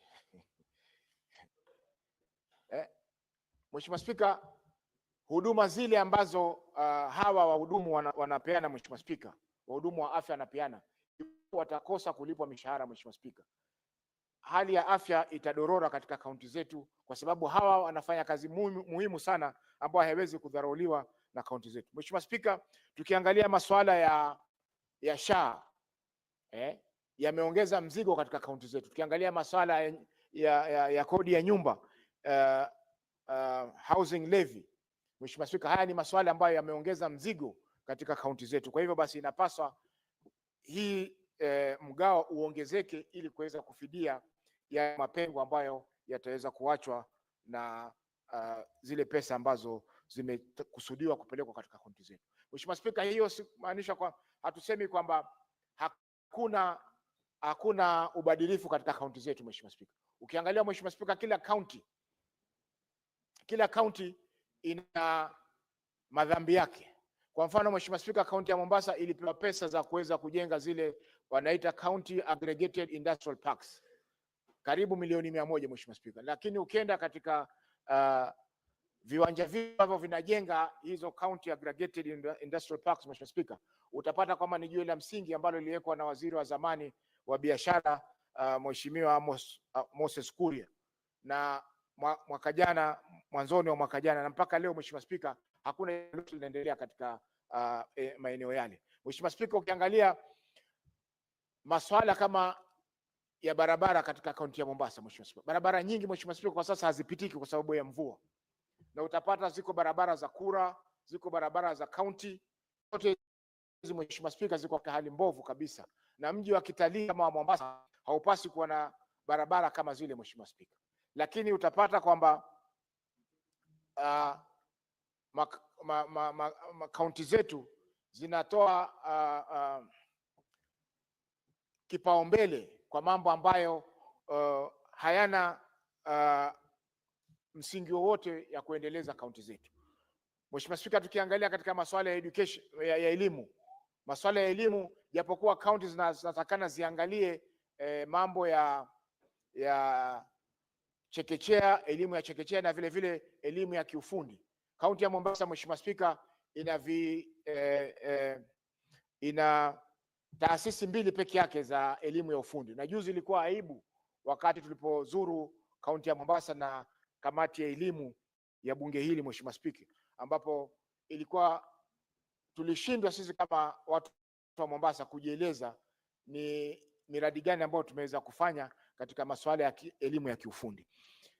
Vituo ambavyo viko vya kufanya elimu ya kiufundi Mheshimiwa Spika ni 2 peke yake. Kimoja kiko maeneo ya Mtongwe katika Likoni sub county ama Likoni constituency, na chengine kiko sehemu za Mwakirunge katika eneo la bunge la Kisauni. Kwa hiyo Mheshimiwa Spika, ipo haja ya sisi kama Senate kuangalia kwa makini utendakazi wa kaunti zetu Mheshimiwa Spika, kwa sababu bila hivyo tutakuwa tunapiga kelele hapa, tunakauka koo, tunasema pesa ziende katika kaunti, lakini tukifika kule hakuna maendeleo yote wananchi wetu wanapata kuhakikisha kwamba kaunti zetu zinaendelea.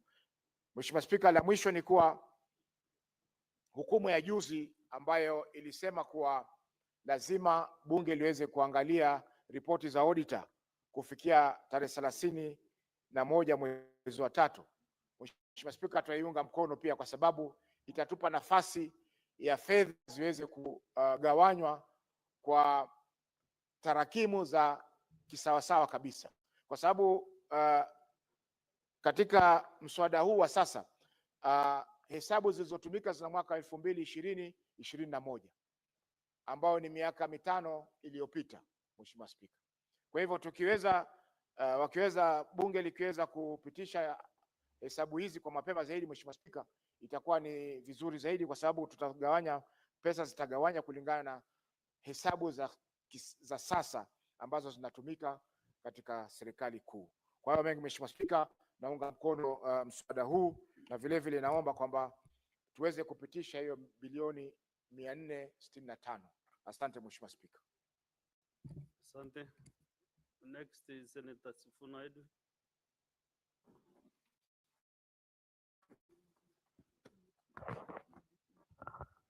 Thank you, Honorable Speaker. Over the weekend, we had occasion together with some of the colleagues from the National Assembly to attend a function together in Migori. The majority leader was there. And part of the conversation we had when we were having lunch with our colleagues from the National Assembly is they thought that not everything between our two houses has to come to a stalemate before it is addressed. But Honorable Speaker, it saddens me that for the third straight year that I've been a senator of Nairobi, the National Assembly is again inviting us to a stalemate on this question of the division of revenue. I ask myself the question, why do we have to have a mediation every single year? I have never understood why our brothers in the National Assembly cannot just do what is right by devolution and what is right by the people. If indeed they know the recommendation that has been made by the Commission on Revenue Allocation, why can't they just give counties the 450 billion shillings that we have been asking for? But we will do what we have to do, Honorable Speaker, and fight for the rights of the devolution family in the best way that we can, because that is the duty that we saw to undertake. Honorable Speaker, I want to make it clear from the onset that I agree fully with the recommendations that have been made by our own committee on budget and finance. Speaker, I want to refer you very quickly to page 6 of that report. At page 6 of that report, Honorable Speaker, you will see that the committee has noted the projected revenue for the financial year 2025-2026 is estimated to be 2.8 trillion shillings. Out of this, the national government share is 2.4, Honorable Speaker, representing 85.3% of our entire revenue. And that the 405 billion Kenya shillings that has been proposed for the devolution family represents a paltry 14.28% of the total revenue. 14.28 falls short of the threshold that has been set by the Constitution of a minimum of 15%. Honorable Speaker, of course, they will argue that they are basing their math on the last audited accounts that have been approved by Parliament. But we know that this continues to be an injustice to the devolution family. Somebody made a remark in the morning here that, in fact, the current Treasury CS, John Badi, was the chair of PAC in the National Assembly, whose responsibility it was to ensure that the National Assembly is up to date so that the devolution family does not continue to lose money. I will come back to John Badi in a short while, Honorable Speaker, but allow me to say that the Senate, this House, has recommended 465 billion. I don't know why the Speaker is shaking his head. Honorable Speaker, is there a problem? Have I said something that was offended the Speaker? Because, Honorable Speaker, I'll proceed as if nothing has happened.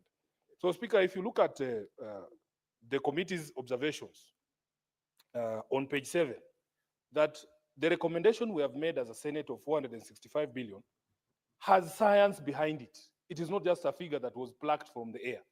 And you will see the committee says that the recommendation was informed by the need for county governments to meet new non-discretionary financial obligations relating to, number 1, housing levy deductions. This is a national government imposition. Number 2, contributions to the National Social Security Fund. Number 3, matching allocations for the county integrated industrial parks, which is a program that was initiated by the national government requiring county governments to match them.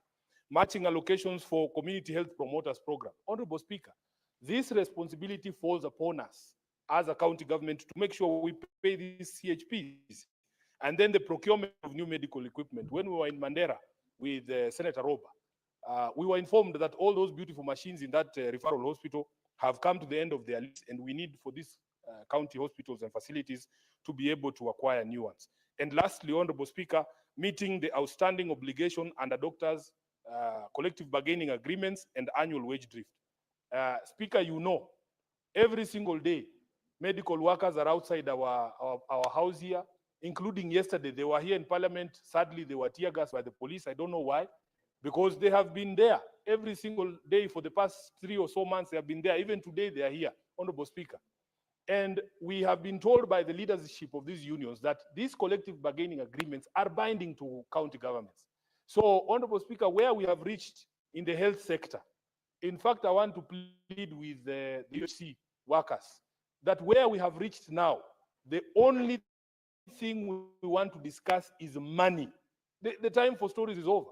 And the house that handles money is the National Assembly. So let them be protesting there, because we as a Senate have done our part.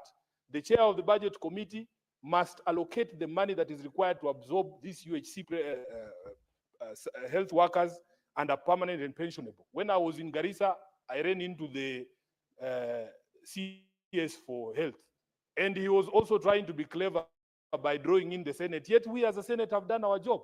CS Duale knows very well that the Senate does not appropriate any money. He wants it to look like we are the problem, yet the problem and the people with the power of the past is the National Assembly, Honorable Speaker. Thirdly, Honorable Speaker, there is the question of the MOU that we signed between ODM and UDA. Honorable Speaker, I said I will come back to CS Mbadi because it has been said out there that I only criticize, but I don't say anything positive about our effort. The truth of the matter is, if you do something that is contrary to what ODM stands for, it is my responsibility to say that that is against what ODM stands for. When CS Mbadi says that in this particular financial year, there will be no new taxes he introduces under the Finance Act, that is ODM. That is who we are. We say tick. When Mbadi says that, I saw in today's newspapers, Honorable Speaker, that he has issued a circular that is going to introduce transparency in the PPP process. He has adopted wholesale the recommendations of the committee of this House on transport and housing, which was dealing with the Adani question, Honorable Speaker. When we said that, number one, if you are a government agency that receives a privately initiated proposal on any development, you have a responsibility to disclose that you have received that document. He has adopted that as SG. I say that we are for transparency. We have said in the committee where I used to sit when Karungu Wathangwa was the chair, I was a member, that you have to allow, after you receive a privately initiated proposal for a PPP, you have to allow other people to give you a better offer, what we called in the committee the Swiss challenge. I have seen he has put it in the circular. I say that is ODM. We say tick. But this one here, where he's proposing 405 billion Kenya shillings, it is my responsibility to say to the CS for Treasury, that is not what ODM has agreed with UDA. We agreed in the MOU, and I carry this MOU everywhere I go because I encounter ignorance at all levels, Honorable Speaker. And it is my responsibility to make sure that I deal with the ignorant about what this MOU provides for. Honorable Speaker, the majority leader was with me in Migori, and he asked me that he has read this MOU, that it is a good thing, but he doesn't understand why it is Sifuna's role to ask people questions. I want to explain a few things to him. Unfortunately, he has walked out. Number one, if you look at the constitution of ODM under Article 11, Honorable Speaker, it sets out the duties of members of ODM. Number one, Honorable Speaker, it is our duty as members of a party to understand the programs and the things that the party gets itself into. Once you understood, it is a responsibility stated in the constitution to explain what the party is doing. It is my responsibility to explain what we are doing with UDA. And finally, Honorable Speaker, under Article 11, we have a duty to combat propaganda that is detrimental to the interests of ODM. Combat is the word that is used by the Constitution. When you combat, you are not required to be nice. Although my party leader has asked me to reduce the number of papers that I put in the soup. Honorable Speaker, combat means you take it head on. Propaganda that is to the interest of a party. Such propaganda as to what the provisions of this document are. Lastly, Honorable Speaker, Article 20 of the Constitution of ODM says that the Secretary General of ODM is the depository and custodian. Just a minute, let me make my point. Is the custodian of all documents, including all agreements that the party signs. Just a minute, Senator Sifuna. What is out of order?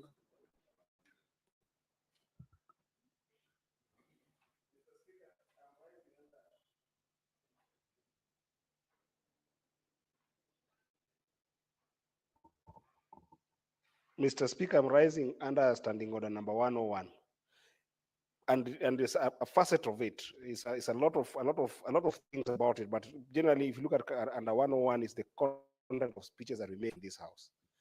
And Mr. Speaker, the SG of ODM, who is my SG, who I really also respect also as my deputy party whip, deputy whip in this house, has brought the argument on the agreement that ODM add with Kenya Kwanza as a substantive conversation around what we must have in this house when we're looking at what we have.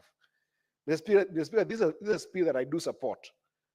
However, Mr. Speaker, is it in order for this to be the basis for which we are discussing the issue of division of revenue in this house, when that agreement has not been put in this house and tabled as would be required under that standing order, Mr. Speaker, to the extent that there has been a motion that informs our debates here?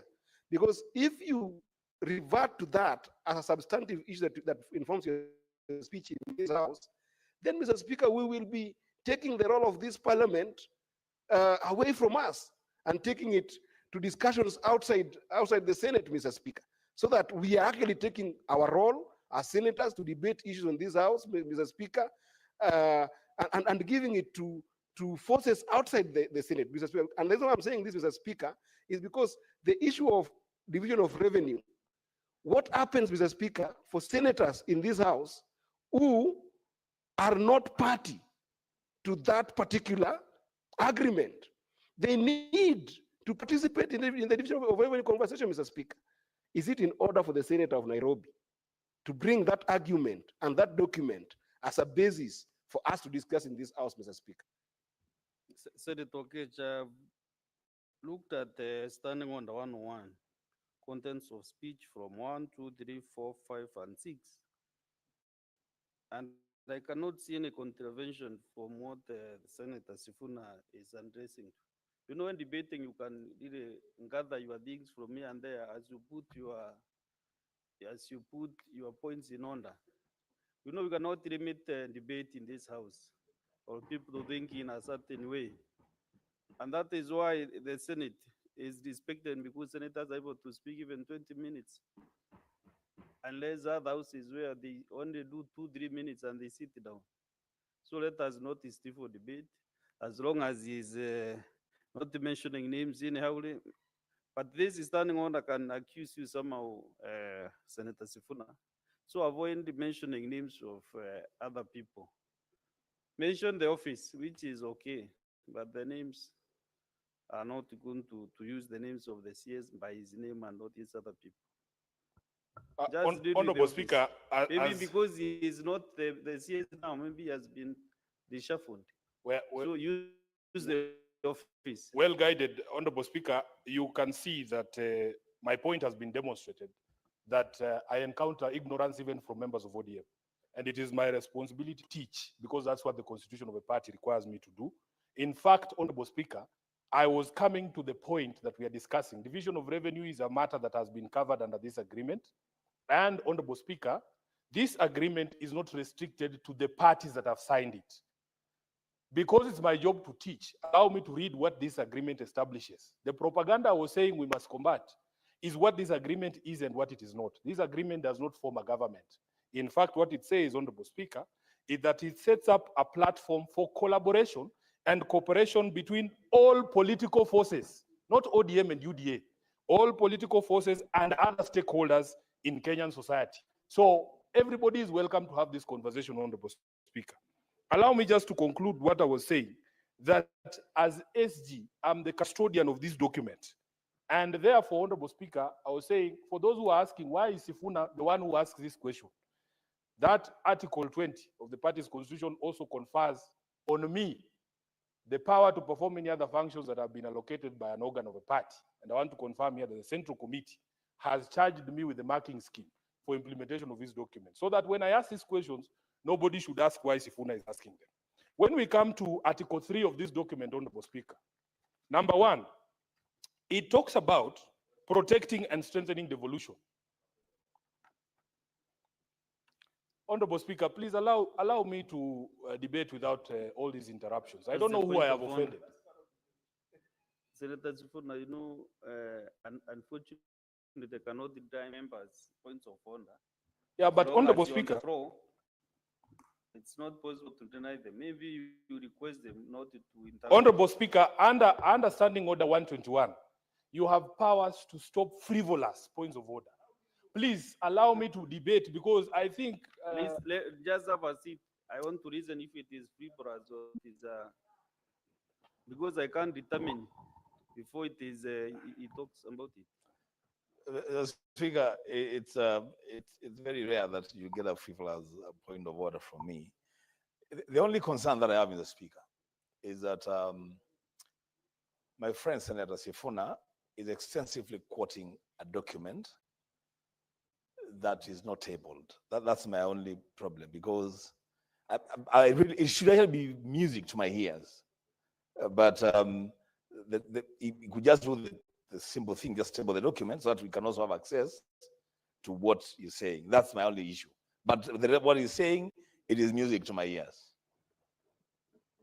A relevant point of order, because you are referring to a document that is not curated, so that members, the other senators can have a look at it to also follow up your debate. Maybe if you want to do that, you can just table, they get copies. Honorable Speaker, the only reason I'm making relevant reference to this document is because it ties up with what I want to say in terms of the position that I will take as a senator from ODM on the division of revenue. Honorable Speaker, in the morning, I watched my colleagues debate this matter. And in fact, there was a reference to this document over and over, including from Senators Kajwang and the others. I did not see anybody rise up on a point of order. You know, Honorable Speaker, in this House, I feel sometimes the rules don't apply fairly to me, that there is an attempt always to derail me when I'm here. People spoke continuously for 20 minutes without any interruption. But when Sifuna is on the floor, suddenly people want to issue points of order. Honorable Speaker, another thing is that when a document is public, this is a public document that was signed in open daylight. But people want Sifuna to be the one to bring copies to them.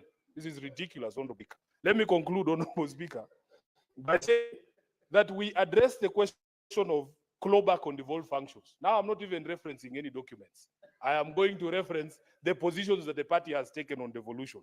Number one, Honorable Speaker, that this devolution is something that we take pride in as having been part of the people who birthed it, and we want it to work for our people. We will resist any attempts to claw back on any devolved functions, Honorable Speaker. That is why you did not see me yesterday at that launch of or handover of housing by the president, because I strongly believe that housing is a devolved function. You will not see me at the president's launch of markets, because that's a clawback to devolution. So that person who was asking me yesterday, there's a senator who asked me yesterday why I was not at that place. It's because I believe in devolution. And this is clawback to devolution. Number two, Honorable Speaker, that we must devolve all funds for the functions that are devolved. That is the reason why my party and my party leader has taken a position on RMLF, and he has taken a position on CDF. He has said that as far as roads are concerned, the constitution is clear in the fourth schedule. There are only two levels of roads. We have national roads and county roads. And that every single shilling that is supposed to go to counties for the maintenance or construction of roads has to be released to the county governments. Honorable Speaker, we agreed that members of the National Assembly have no business doing what the executive is supposed to be doing. And that is a conversation that is ongoing, but my party and my party leader has taken that position, and that is my position. We have spoken about increasing the budgetary allocation, Honorable Speaker, to 450 billion Kenya shillings. And that is where we are going to draw a line in the sand. We are hoping that our partners who are in government, who are running this government, will respect the agreements that we have put in place together. And then lastly, Honorable Speaker, there is addressed even in that MOU the question of timely disbursement. We pass here something called a disbursement schedule, Honorable Speaker. But the biggest problem is that the county, the National Treasury never respects that disbursement schedule. If you speak to the Council of Governors, they will tell you they were receiving money for February this month, if it has been disbursed already. It is impossible to plan and to run an enterprise when there is such uncertainty as to when you will receive that allocation. Honorable Speaker, I went to Kahawa West a few months ago.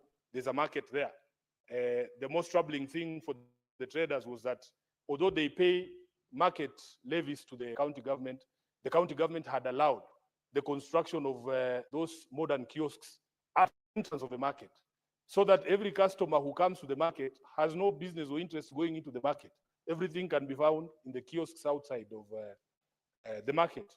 And Honorable Speaker, when I was there, it's almost close to a year ago, we were shown a market that is being built there, and the county government assured me that once that new market is there, they will accommodate everybody there. I want to go back there very soon, Honorable Speaker, because the reports I'm getting is that that market has stalled. If you look at our sporting facilities, we had that conversation when we were doing statements. City Stadium, Honorable Speaker, has been closed for over 2 years up to now. And when you ask governors why nothing is happening on the ground, the thing they always cite is late disbursement of money and a lack of resources. You go to James Kangede in Woodley, that is the same situation.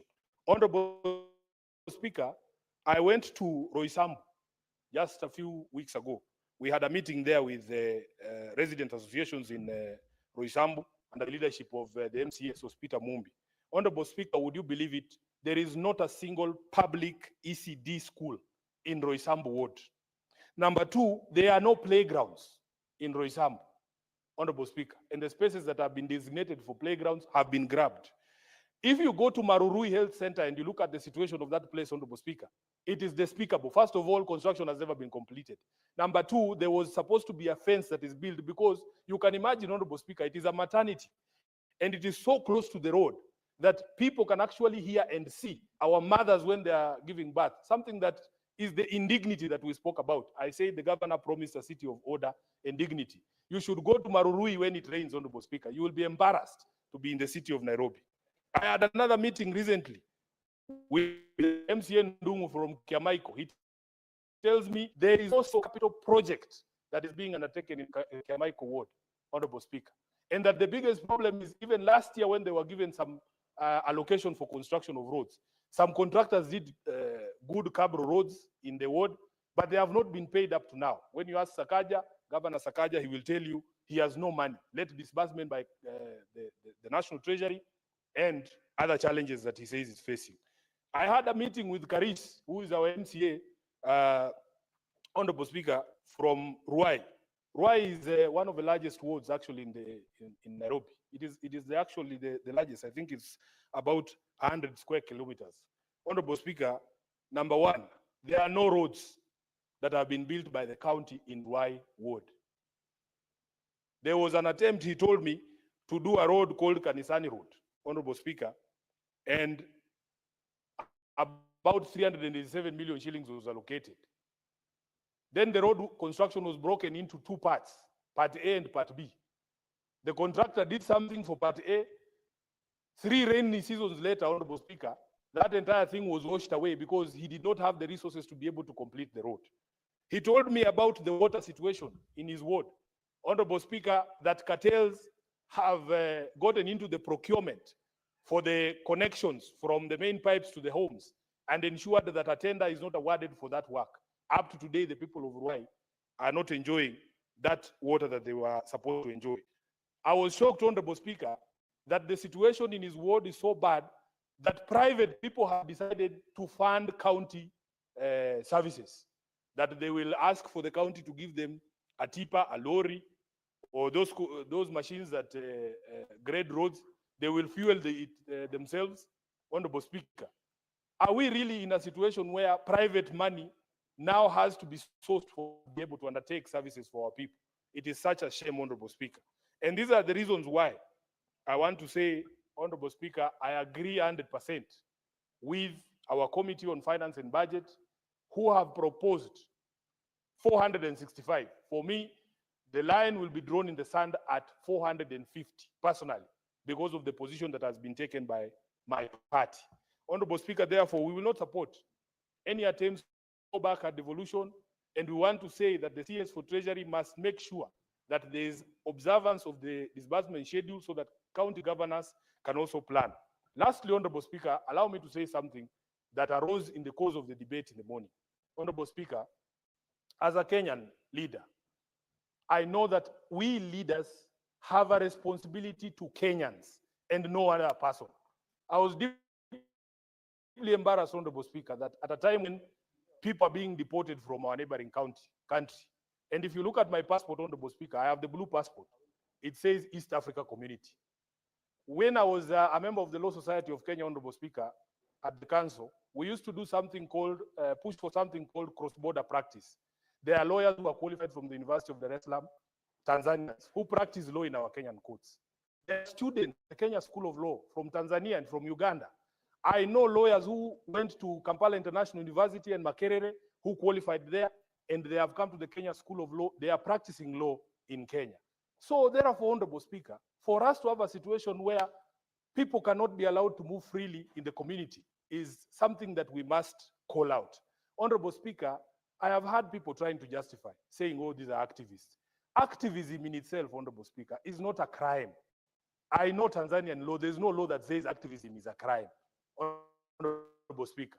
So for me, I was deeply embarrassed to see our Foreign Affairs Minister, who should be our foremost defender, adopt a very nonchalant, a very laid back, a very lazy attitude yesterday on Citizen, Honorable Speaker, that he has not even summoned the Tanzanian ambassador to ask him what was the reason why these brothers of ours were expelled. As we speak, there are Kenyans whose whereabouts are still unknown.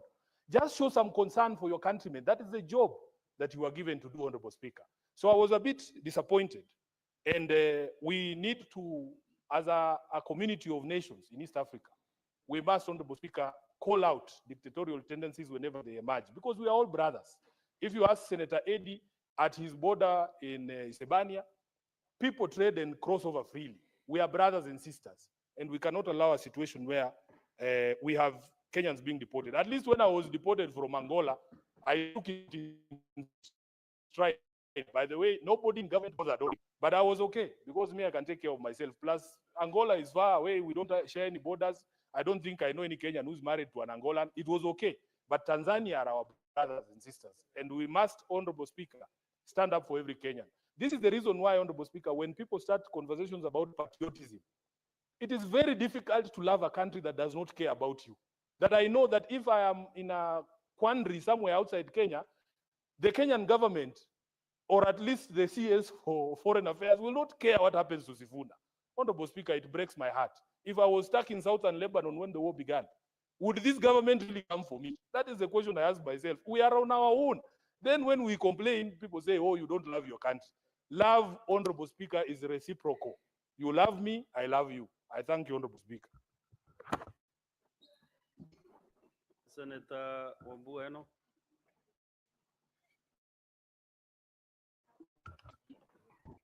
Thank you, Mr. Speaker.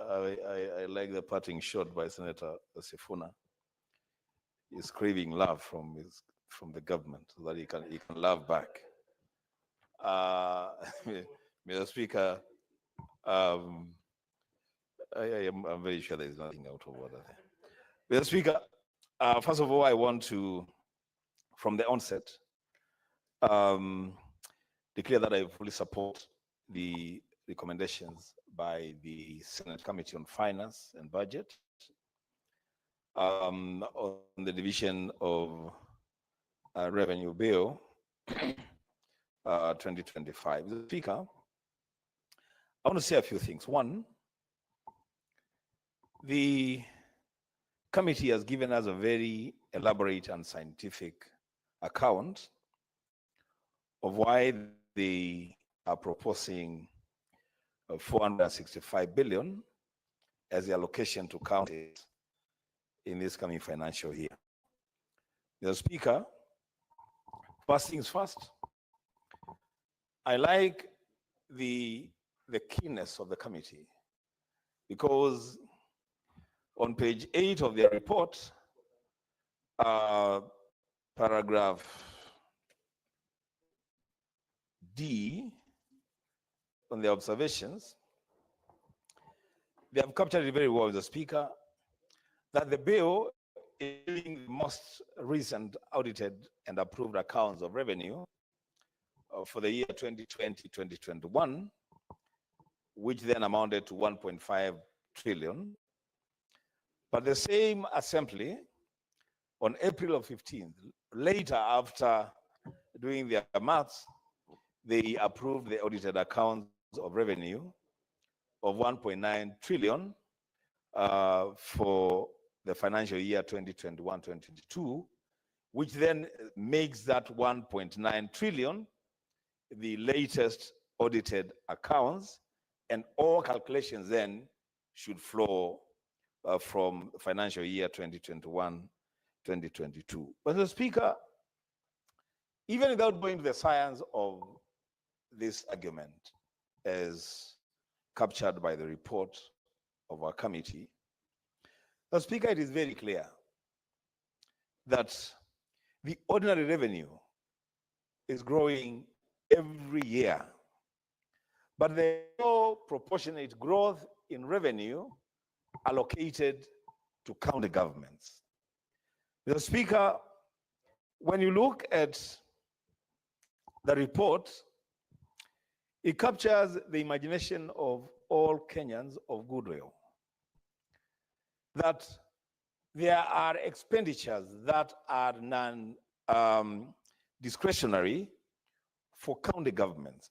Expenditures like payments to chief, the housing levy, NSSF, and the county aggregated industrial parks.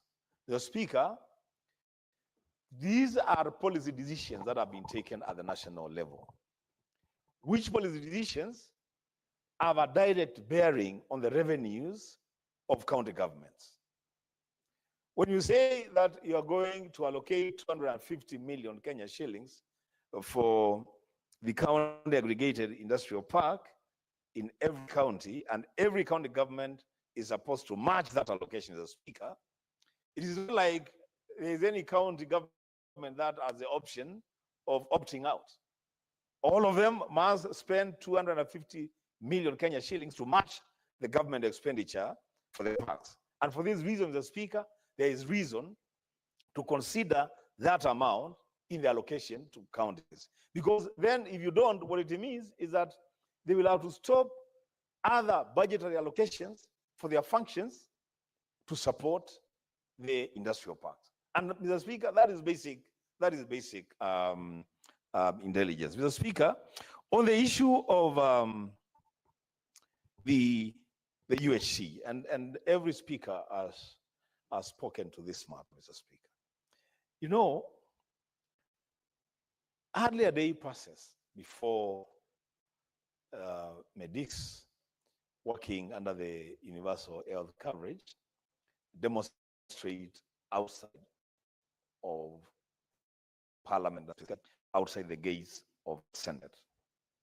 Mr. Speaker, I heard the minister or the cabinet secretary responsible for health the other day saying that they are now going to be offloading the UHC staff to county governments. Mr. Speaker, if that is going to happen, then the expectation, Mr. Speaker, would be that all these UHC staff, if they have got to migrate to the county government's payrolls, then they must migrate with their budget for their salaries and allowances. Because, Mr. Speaker, you cannot expect that you will migrate such a huge portion of workers and staff to a level of government, and then that level of government is supposed to use their own money again to pay and compensate the important services offered by UHC staff. So, Mr. Speaker, there is reason to stick to the guidance by our committee to ensure that counties get 465 billion for the next financial year. Mr. Speaker, I want to address myself to the issue of roads. Mr. Speaker, there has been debate as to whether then some of the roads that are being carried out by national government agencies, including Kenya and Kera, actually don't belong to county governments. Mr. Speaker, truth be told, I'm happy that the Prime Minister will be with us tomorrow. We'll have a conversation about these issues because I know this is a matter that is very, very dear to him. On the issue of monies allocated to roads in this country, Mr. Speaker. Mr. Speaker, there's no denying that the agencies of government, Kenya, and especially Kenya and Kera, are undertaking road projects that belong to county governments. As a Speaker, maybe a time has come to consider scrapping those agencies and transferring those funds to county governments so that they may be able to roll out road projects in their respective countries. Speaker, there have been arguments all through that, oh, if you send money to the counties, the money is being stolen, governors are misappropriating funds. The Speaker, that cannot be a reason why you should not add monies to counties. The Speaker, that's a lazy argument. Because the Speaker, if it is true, and I know it could be true, that money is being misappropriated at the county level. The Speaker, there is a law that deals with people who misappropriate funds at whatever level of government. Instead of saying that we will not give more money to counties because they are going to appropriate the funds, the Speaker, go for the people that are misappropriating those funds and charge them in a court of law. So, Mr. Speaker, we don't punish Kenyans who are supposed to be enjoying the fruits of devolution by the argument, lazy argument, that if we give more money to counties, then the governors and their cronies will steal the money. The Speaker, the issue of the sharing of revenue to county governments and national government. As Speaker, I wish this argument would sink and sink well. There is a very big misplaced notion that the national government can allocate money to county governments. And Speaker, that's a notion we must really deal with. And that is why, the Speaker, and I don't know what has happened to a bill that I had proposed to separate the Ministry of Finance and Treasury. I think it's still being worked on. I don't know, the Speaker. But surely, the Speaker, it can never be that the national government will decide how much money will be given to county governments. That is not their work to do. The Speaker, the decision as to how much money goes to each level of government is a decision of Parliament. The Speaker, the last time I checked, a Parliament is defined as the Senate and the National Assembly. So this matter sits properly where it is. It is us, elected leaders and the national legislature, to decide the division of revenue between the two levels of government, the national government and the county governments. And so, Mr. Speaker, what the Treasury can do is just make a submission like any other stakeholder would make a submission on how the monies should be shared. It should never be lost on us, Mr. Speaker, as legislators, as leaders in this country, that this is our responsibility. This is the responsibility of the national government to determine and decide how much money will go to county governments. And also, Mr. Speaker, I want to address governors. The Speaker, we spend a lot of time on the floor of this chamber and in our committees, trying to push as much as we can to allocate funds that are commensurate with the functions allocated to county governments. But the Speaker, at times when we are negotiating and pushing for more funds, more often than not, the governors would strike a deal as some organization called the IBEC and decide that we are going to settle for less. And the Speaker, just by that stroke of decision, our people begin to suffer low allocations. The Speaker, on this one, I want to plead with our governors to sit back and wait for the Senate to fight for allocation to counties, because that is a core responsibility and a core function of the Senate. The Speaker, as I conclude, I want to say this, Mr. Speaker. The CRA has a responsibility and a duty of care to ensure the success of devolution.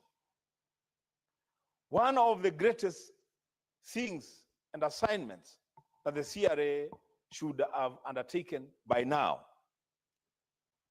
more than 15 years, Mr. Speaker, devolution, is the aspect of costing devolved functions. Mr. Speaker, I don't know why it has taken forever for the CRA to do proper costing of devolved functions. So, Mr. Speaker, we stop dropping in the dark. So when you say you want to finance a devolved function like agriculture in the 47 counties in the country, how much money is needed to be allocated to the counties to deal with matters of agriculture? If you want to say, Mr. Speaker, we want to properly fund health, how much money do we need to devolve to the health dockets in our counties to be able to facilitate proper health care? And Mr. Speaker, so the CRA must be called out to move with speed, Mr. Speaker, and ensure that the functions are devolved. Mr. Speaker, the indication of how the percentages that should go to each level of government, the English use there is very simple and basic, that it is at least 15%. So the argument there should be that whatever it is that you do, even after you've done the costing, whatever you do, even if it costs so little, that allocation should not be less than 15% of the nationally collected revenue. As you got 15% is not addicted. It's not like you've been told just give 15%.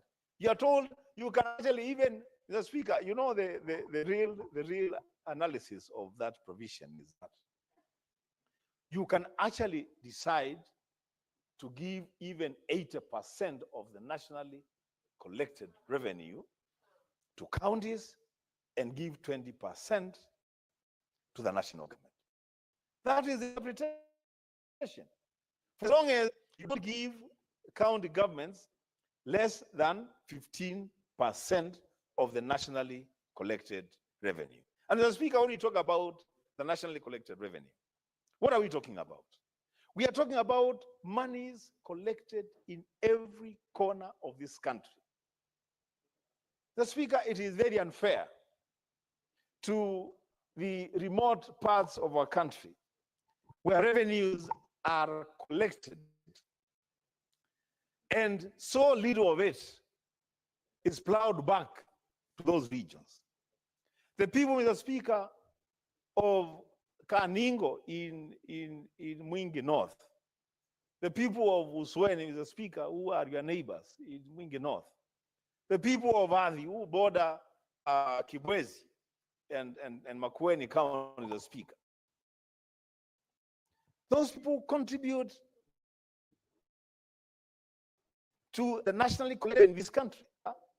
They need the monies plowed back to them for service delivery. And that's why we say, the Speaker, on the issue of roads, it is actually ridiculous that we will collect money from all over, including the RMLF. And again, I'm very, very happy that the Prime Minister will be here tomorrow. I'm very sure he's very passionate about the matter of the RMLF. And the Speaker, you collect money from all over the country because vehicles are being fueled all over the country. Then you take almost the entire amount of money and you give it to national government road agencies to roll out projects. But the people, the bulk of the people who have contributed to that fund continue to suffer bad roads. Mr. Speaker, it is time that this Senate put the foot on the ground, Mr. Speaker, and insist that we are going to stick to 465 billion Kenya shillings allocated to the county governments. Mr. Speaker, lastly, to the members of the National Assembly, we will take the invitation to go into mediation on this bill. But what I want to tell members of the National Assembly is that the country is watching. The people are watching. I don't know what it is that Kenyans living in counties, and every Kenyan lives in a county. I don't know what the problem is that the members of the National Assembly have with devolution. As Speaker, I have said before, I want to go back on record, that actually the biggest enemies of devolution in this country, first in that list is the National Assembly. Why would you want to allocate less money to roll out functions in your constituencies, functions that are affecting your own family members, your own constituents? Because, as Speaker, if we send more money to constituency, to counties, and this money is used to roll out health programs, to do water projects, Mr. Speaker, issues with roads, it is the people in the constituencies represented by members of the National Assembly who stand to benefit. I don't see why we should be having this argument all the time, every year, that we must fight over division of revenue. And every time this fight comes up, Speaker, the National Assembly is allocating less money, the Senate wants more money. I don't know why this battle is important, but Mr. Speaker, because we have been invited into this battle, we are going to get into the ring, we are going to fight, and are going to win for the Kenyans living in our country. Mr. Speaker, with those many remarks, I support the report of the Finance and Budget Committee and the proposed amendments to the bill. I thank you. Very well. Senator David Wakoli. Thank you, Honorable Speaker, for this opportunity, Honorable Speaker. Honorable Speaker, allow me to switch languages so that I communicate to Kenyans. I plead for your permission, Honorable Speaker. Asante Mheshimiwa Speaker kwa nafasi hii ili niweze kuchangia kuhusiana na mapendekezo ya fedha ambazo zapaswa kwenda katika kaunti. Mheshimiwa Speaker, jumba la Senate limejieleza wazi kwamba tunahitaji bilioni 460 ili kugharamia changamoto na hali ya maisha katika kaunti zetu na bajeti ambazo kaunti zimeweza kuwasilisha katika maeneo bunge yao. Mheshimiwa Spika, wiki lililopita, Mheshimiwa Spika, vikundi vya maseneta vimekuwa vikizuru pembe mbalimbali za nchi ya Kenya kukagua miradi ya maendeleo na utekelezaji wa miradi na ugatuzi katika nchi ya Kenya. Mheshimiwa Spika, mimi ni mmojawapo wa kamati ya afya. Mheshimiwa Spika, tulizuru kaunti ya Wajir, Marsabit, Mheshimiwa Spika, na Mandera. Mheshimiwa Spika, yale tuliyaona Mheshimiwa Spika ni ya kusikitisha kwamba baadhi za kaunti ambazo tuko nazo hazina fedha za kutosha kununua mitaa ya kisasa ya matibabu, hazina pesa ya kutosha kuajiri matabibu ambao tumeona wakiandamana na wana ari ya kupeana huduma kwa Wakenya. Mheshimiwa Spika, kamati ya ardhi, Mheshimiwa Spika, imezuru Kisii na Busia. Mheshimiwa Spika, tunaona vile vile lazima sekta hiyo iweze kupewa fedha za kutosha ili masuala ya ardhi katika kaunti yaweze kushughulikiwa. Na iwapo haya yote lazima yatekelezwe, Mheshimiwa Spika, ni lazima tuongeze kimo ama fedha ambazo zinaenda katika kaunti zetu. Wiki iliyopita, Mheshimiwa Spika, nilikuwa na kamati ya ukulima, uchumi samawati na ufugaji katika kaunti ya Bungoma. Mheshimiwa Spika, kulikuwa na ari ama moyo kwa wakulima wa kahawa waweze kupata ardhi ya kuzindua taasisi ya utafiti, waweze kuwa na maabara ya kutafiti aina na ubora wa kahawa. Mheshimiwa Spika, Lakini hivi vyote iwapo tunataka vitekelezwe, lazima bajeti zinazoenda katika kaunti zetu ziweze kuimarika. Wakulima wa maziwa, Mheshimiwa Spika, kule kwetu wanauza lita kwa shilingi 35 na katika maeneo mengine nchini, Mheshimiwa Spika, wanauza kwa shilingi 50. Kile tunasema ni lazima fedha ziongezwe katika makadirio ya bajeti ili magavana waweze kuwajibika kwa fedha ambazo wako nazo na Wakenya waweze kuandama fedha hizi kuhakikisha kwamba zinatekeleza majukumu yao.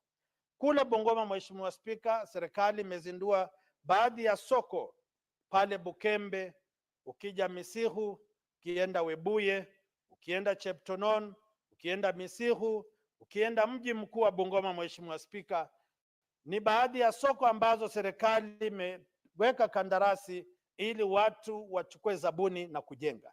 Lakini itakuwaje kwamba serikali ya kitaifa inataka kufanya kazi ya kaunti ambazo zilipigiwa kura na magavana ambao wako na wajibu wa kujenga soko?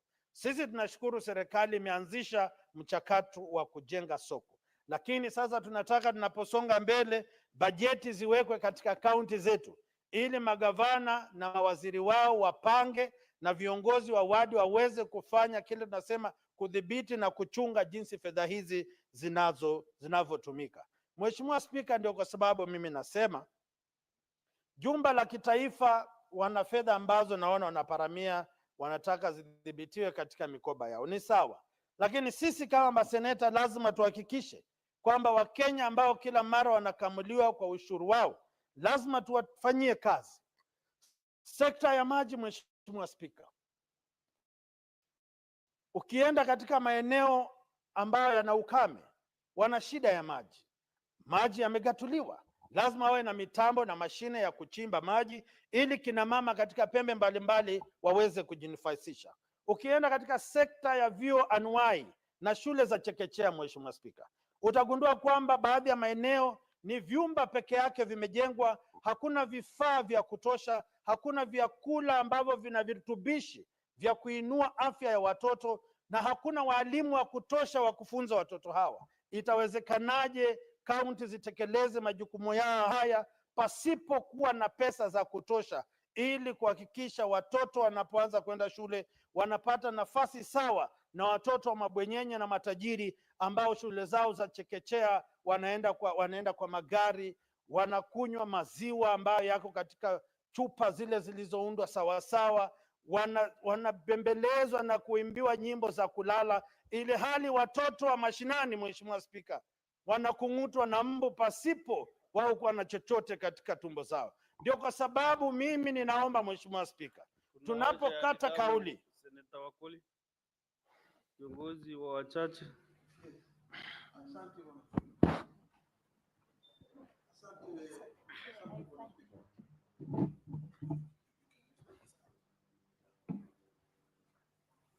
Asante Bwana Spika. Sijui kama Bwana Spika umesikia ndugu yetu Wakoli akisema kwamba kuna wale ambao watoto wao wanakunywa zile chupa za kawaida, alafu kuna wale watoto wa mabwenyenye wanaokunywa na zile chupa zilizoumbwa ama zilizotengenezwa kisawasawa. Sijui kama kuna chupa za aina hiyo katika watoto wadogo wakiwa wanaweza wanafyonza ama wananyonya hizo chupa ama wanafanya namna gani? Sijui angeweza kutueleza zaidi. Asante Mheshimiwa Spika. Naheshimu uwezo na tajriba ya seneta ambaye ameniuliza swali, lakini Wakenya wanaponitazama sasa wanaelewa fika kwamba baadhi ya kaunti watoto huona maziwa kwa vyombo vya habari. Watoto huona maziwa, huenda mbuzi anaponyonya mwana, mbuzi anaponyonya mamake. Sasa mambo ya chupa, Mheshimiwa Spika, yasiwe yale ya muhimu sana. Cha muhimu angalau mmoja anakunywa maziwa kwa chupa ya kawaida na mwingine anakunywa chupa katika maziwa katika vijikombe vya kimabati hivi. Mheshimiwa Spika, cha muhimu nataka nirejelee katika hoja, Mheshimiwa Spika, kwamba ugatuzi uliletwa katika nchi ya Kenya kusawazisha maisha ya Wakenya na kuwaweka katika bara sawa. vyuo anuwai na vyuo vya chekechea. Lazima vile vile kuwa na maabara, kuwa na walimu wa kutosha, kuwa na mashini na mitambo ya utafiti ya kutosha, ili watoto wanapotoka Bungoma, wanapotoka Marsabit, wanapotoka Kisumu, wanapokutana katika uwanja wa kutafuta kazi, wote wako sawa, kwa sababu ugatuzi uliwatendea wema wote pasipo kunyimwa haki kikatiba. Ndio kwa sababu mimi naungana na maseneta wengine na kusema kwamba wakati umefika magatuzi yapewe pesa za kutosha, na tunapowapa pesa sisi sasa tutawaandama katika miradi ya maendeleo, tuhakikishe kwamba fedha zinazowekwa kwa miradi hii inaenda sambamba na yale tunaona kihalisia kwa macho mashinani. Kwa sababu Mheshimiwa Spika, nimegundua hivi kwamba kuna ng'ombe wa kiuchumi ni miradi gushi, miradi hewa, yaani wanaweka mamilioni, kumbe chini ya mamilioni haya kuna wale wanakamulia chini kama wanakandarasi. Lazima Wakenya wawe macho kuhakikisha kwamba miradi inayotekelezwa inaafiki matarajio yao na wanahusisha umma, kwa kimombo wanasema public participation, ili miradi iafiki matarajio ya wale wahusika ambao watanufaika na miradi hii. Sasa katika mapana na marefu falsafa ya serikali, mimi naomba kwamba jumba la Senate lisimame wima, lisimame tisti, lisiyumbishwe, lisipigiwe simu kutoka kwingine. Tuamue jinsi tumeamua sasa, tutetee magatuzi yetu, na hizi pesa zinapoenda chini, Mheshimiwa Spika, zikienda mashinani, vijana wengi mitandaoni hawana kazi. Na mimi naomba Senate pia wachangamkie wa magavana. Kandarasi na kazi zinazopewa kule mashinani, kampuni zinazopewa ni makampuni ambayo yameandaliwa kitaaluma Nairobi, ya watu fulani Nairobi, kunyima vijana wa mashinani kazi. Lazima tumulike hapo, tujue 30% wanasema iwe watu wenyeji ama 70 ya wenyeji, lakini ukimulika sana baadhi ya wanakandarasi hao, wengine sio wenyeji, lakini ni wale wanaosema briefcase, mabegi ya wanakandarasi ambao wananyonya na kufyonza jasho za watu wa county, na lazima pia wao tuwaandame ili ugatuzi uweze kuafiki malengo ya waasisi wa ugatuzi. Asante Mheshimiwa Spika. Salama. Senator Beatrice Akinyi.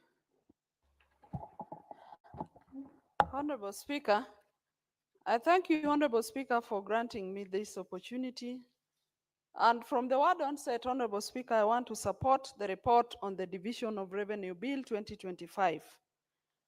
Honorable Speaker, the Constitution talks about 2 levels of government. 1, the national government, and 47 county governments. And these governments, county governments, Honorable Speaker, are referred to as distinct with constitutional mandates that must be carried out, Honorable Speaker. Honorable Speaker, from the word go, we would like to tell Kenyans and anybody who cares to listen that Kenyans are one, and there are no Kenyans that we can classify as belonging to the national government and others belonging to the county government.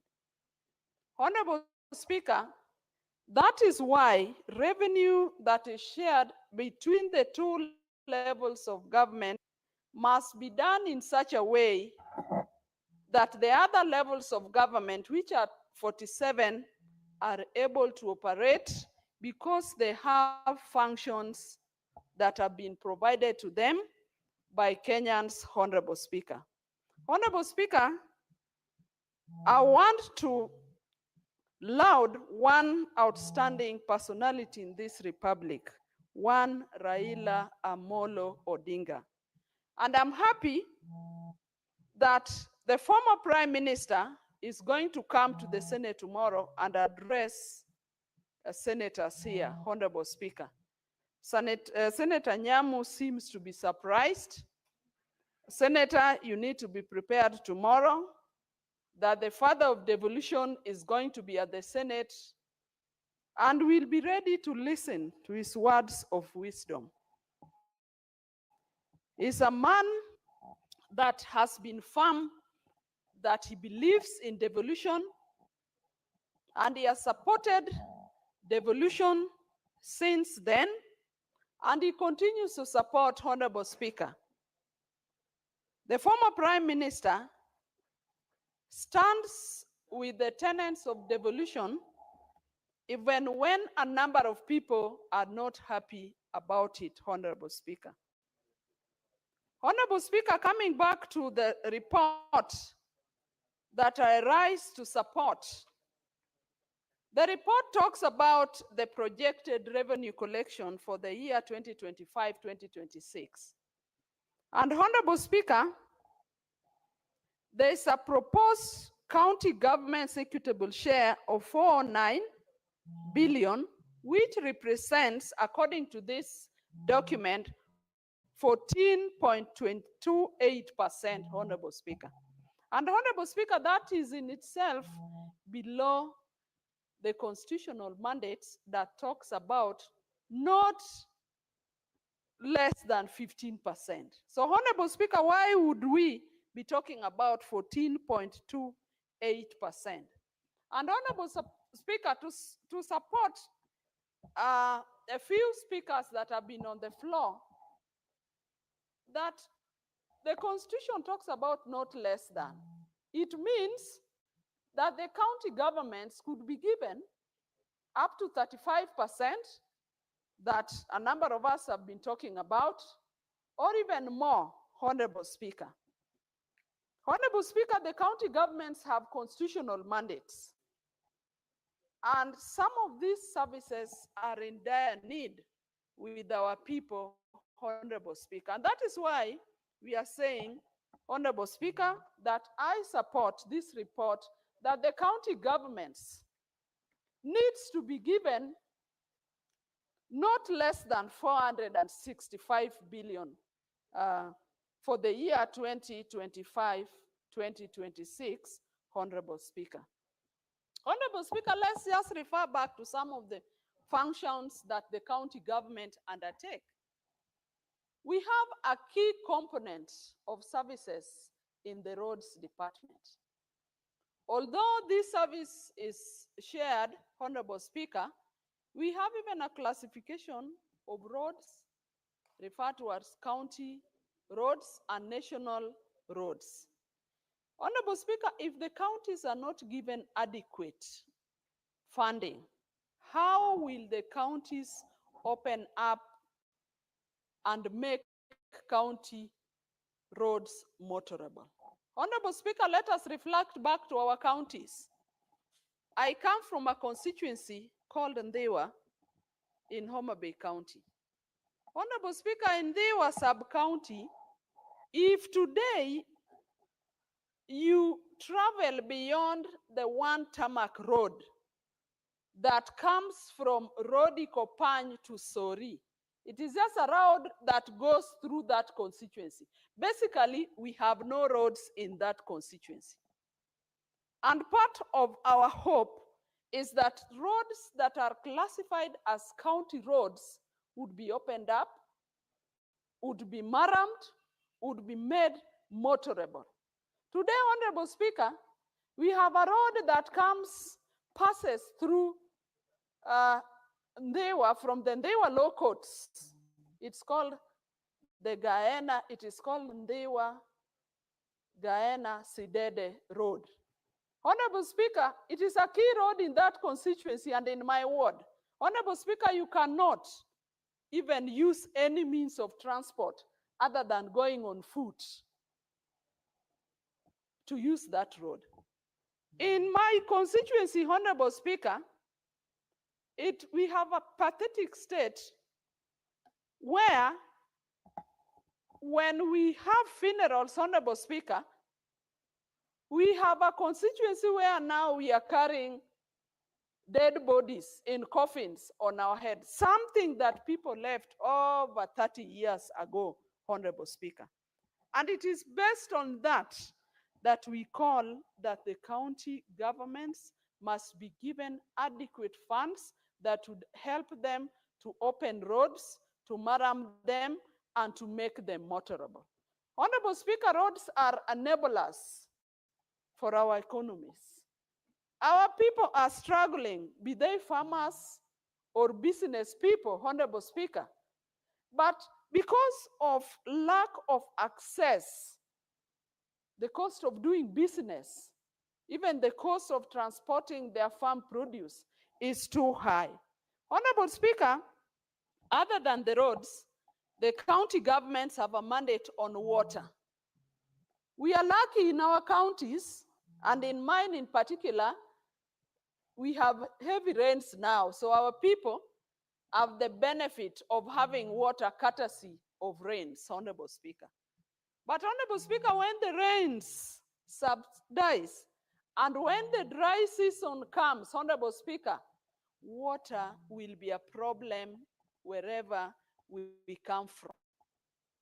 Because the rural areas depend on boreholes. Honorable Speaker, because of climate change, most of the streams that our people traditionally relied on as sources of water have all dried up. So our people have to look for water beyond the required distances worldwide. In my constituency, once more, we had a borehole that was developed by the Lake Victoria South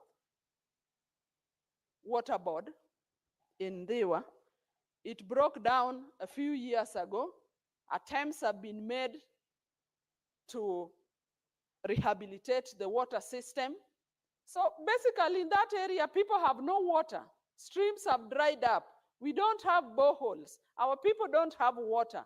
And it is for that reason that we require adequate funding so that our people can have water as provided by the county governments and as provided in Schedule 4, Honorable Speaker. On the same water provisions, Honorable Speaker, we have the urban water systems. But Honorable Speaker, it is important to take note that most of the systems, the infrastructure that was developed in the urban centers that are run by the county water companies, a number of them have old systems that are aged, systems that are dilapidated, and the county governments have no sufficient funds to rehabilitate these systems. So if you go to our urban centers and our municipalities, the people cannot consistently get water because the old systems that are there are consistently breaking down, and so the populations that have increased in those towns are not commensurate to the systems that are there to provide water. And so, Honorable Speaker, we need adequate funding as proposed in this report that I stand here to support. Honorable Speaker, another mandate that the county governments have is in agriculture. But Honorable Speaker, there are no extension services as was envisaged in this sector. The farmers are on their own. The farmers are on their own as they prepare their farms. Honorable Speaker, when we were growing up, there used to be extension services officers that would ride along in motorbikes across the villages. They prepared our farmers as the planting season came. They were able to advise on which seeds the farmers could use depending on region to region. They would advise on the soil, the nature of the soil and the nature of seeds that the farmers would use. And Honorable Speaker, in the course of the growth of these plants, the extension service officers would move around the villages advising on the progress of those crops. But today, Honorable Speaker, those services are not there with our farmers. Honorable Speaker, I'm a farmer of maize, and just recently when I was at home, my farm was being attacked by armyworms. There was nobody to advise me, Honorable Speaker, and I remained at the mercy of the rains I was advised and consoled by my village mates that because of the heavy rains, the army ants would not, the ants would not survive the heavy rains. And so I was consoled. And just as I was advised, the rains washed the ants from my farms. So, Honorable Speaker, were it not for the rains, it means that my farm and all other farms around my environment would have been swept away. Honorable Speaker, there's a real need for county governments to employ extension officers, and not only extension officers, but extension officers adequate in number, adequate in quality, adequate in quantity, that would be able to serve the farmers that we have around. Honorable Speaker, there is also the mandate of health. Health is purely a devolved function. And Honorable Speaker, when I look at the proposed budget, I was just in a training this morning where we were taken by the allocations of this year's budget per sector. And I saw health primarily is maintained as 136 billion from last year and to this year. And Honorable Speaker, the explanation that were being given is that they are expected donor funds. But Honorable Speaker, you also know the challenges that donor funds are facing. That with the coming of the Trump administration, there was a cut down. There's a proposed cut down of donor funds. And just the other time, we're being taken about, around immunization financing. And we noted that in a few years to come, we will be on our own as a community, as a country. But Honorable Speaker, these are services that are offered at the county level, and all this is about resources. Honorable Speaker, other services that are also critical are urban services, some like stormwater drainage, and all these require funding. Honorable Speaker, in my own village town, called Ndewa Town yesterday, it rained heavily and half of the town was filled with water because of storm water drainage challenges. Honorable Speaker, I'm giving this because these are services that must be offered by the county government. Other than that, under urban, we have the street lighting, we have solid waste management. And Honorable Speaker, all these services require money. Honorable Speaker, the county governments do not exist at the mercy of anybody.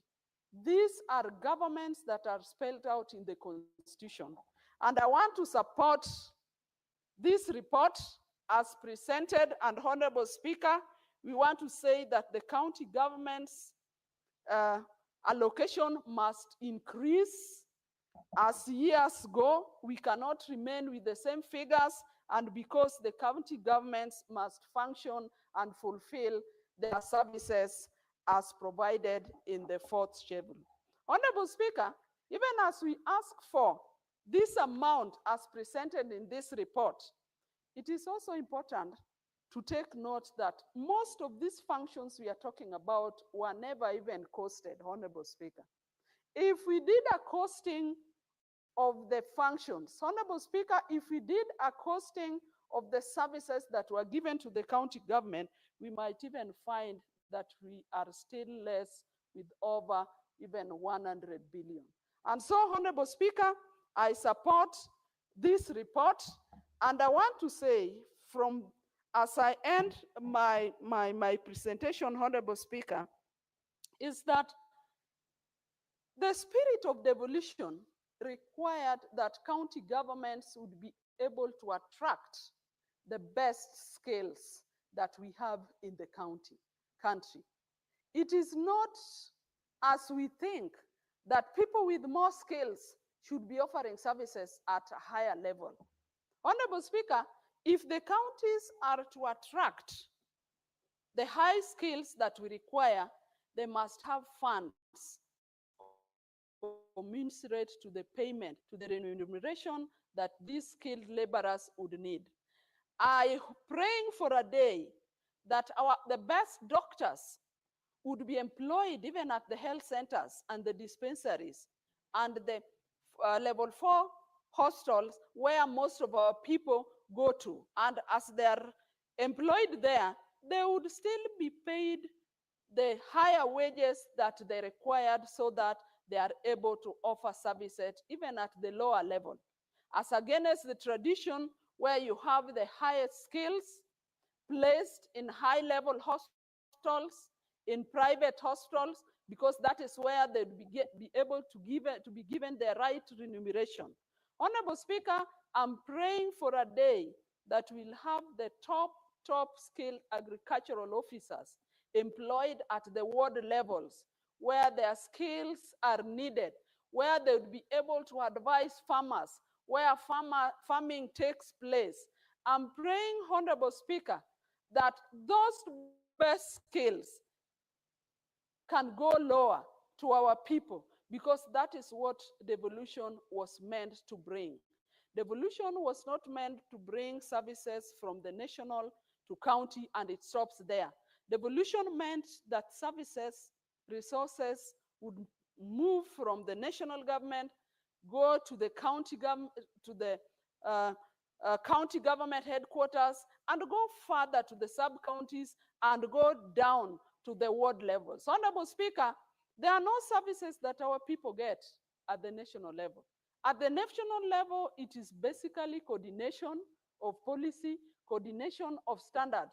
But Honorable Speaker, where implementation takes place is down at the ward level. Honorable Speaker, just 2 weeks ago, with the Lands and Environment Committee, we visited Changara Dam in a ward in Busia County, where a proposed dam was funded by a World Bank. Honorable Speaker, it is a pity that we had a closer picture of a dam, something that is not useful to the people of Changara. And Honorable Senator Omtata, I would encourage you to push that agenda so that the people of Changara get services and get what was funded for them. There must be value for money. And Honorable Speaker, sometimes this does not happen because there may not be the right skills down there to supervise for this, for some of these projects. So, Honorable Speaker, I support this project based on the fact that the counties need money to perform some of these functions as given in the Constitution, and these functions are not only limited to roads, health, water, environment.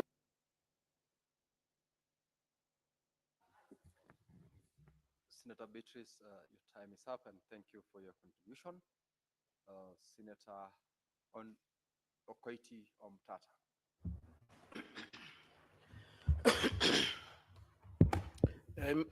Mr. Speaker, sir, thank you for the opportunity to address this August House. I support the bill in terms of the increased amounts of 645. But, Mr. Speaker, and I'll also pick up from where the Senate has just left off, the question of the water pan in Changara, which was fully funded by the World Bank, and nothing happened. I took action. I got the people together, and we have been able to get the committee of the Senate to go down where Senator Beatrice is a member. They saw for themselves. And if they just walked across the boundary into Bungoma, they would see a sister dam of equal funding, which is functioning. In Busia, it never worked, so we hope we shall get to the root of that. But over and above that, the World Bank sent about 200 million shillings to Busia in the past 2 years, 2 budgets. I've done a follow-up. In fact, the group I assigned to do some auditing just finished and gave me a report yesterday. And none of them is functional, but all the money has been depleted. The money is not on account, money has been depleted. And so, in short, I'm just saying that Busia is an economic crime scene that needs serious attention from the Senate. It's a total crime scene. Now, going back to the motion on the floor, the question of division of revenue, I support the figure of 465 billion, 1,459,673 shillings that has been recommended. But that's as far as I support, because it's an increment from on the last. The only reason I'm supporting that figure is that it's an improvement on the last allocation. But I want to go back to the fundamentals of revenue division. And there are two things that I would invite the Senate to look at in the law. Of course, we agree that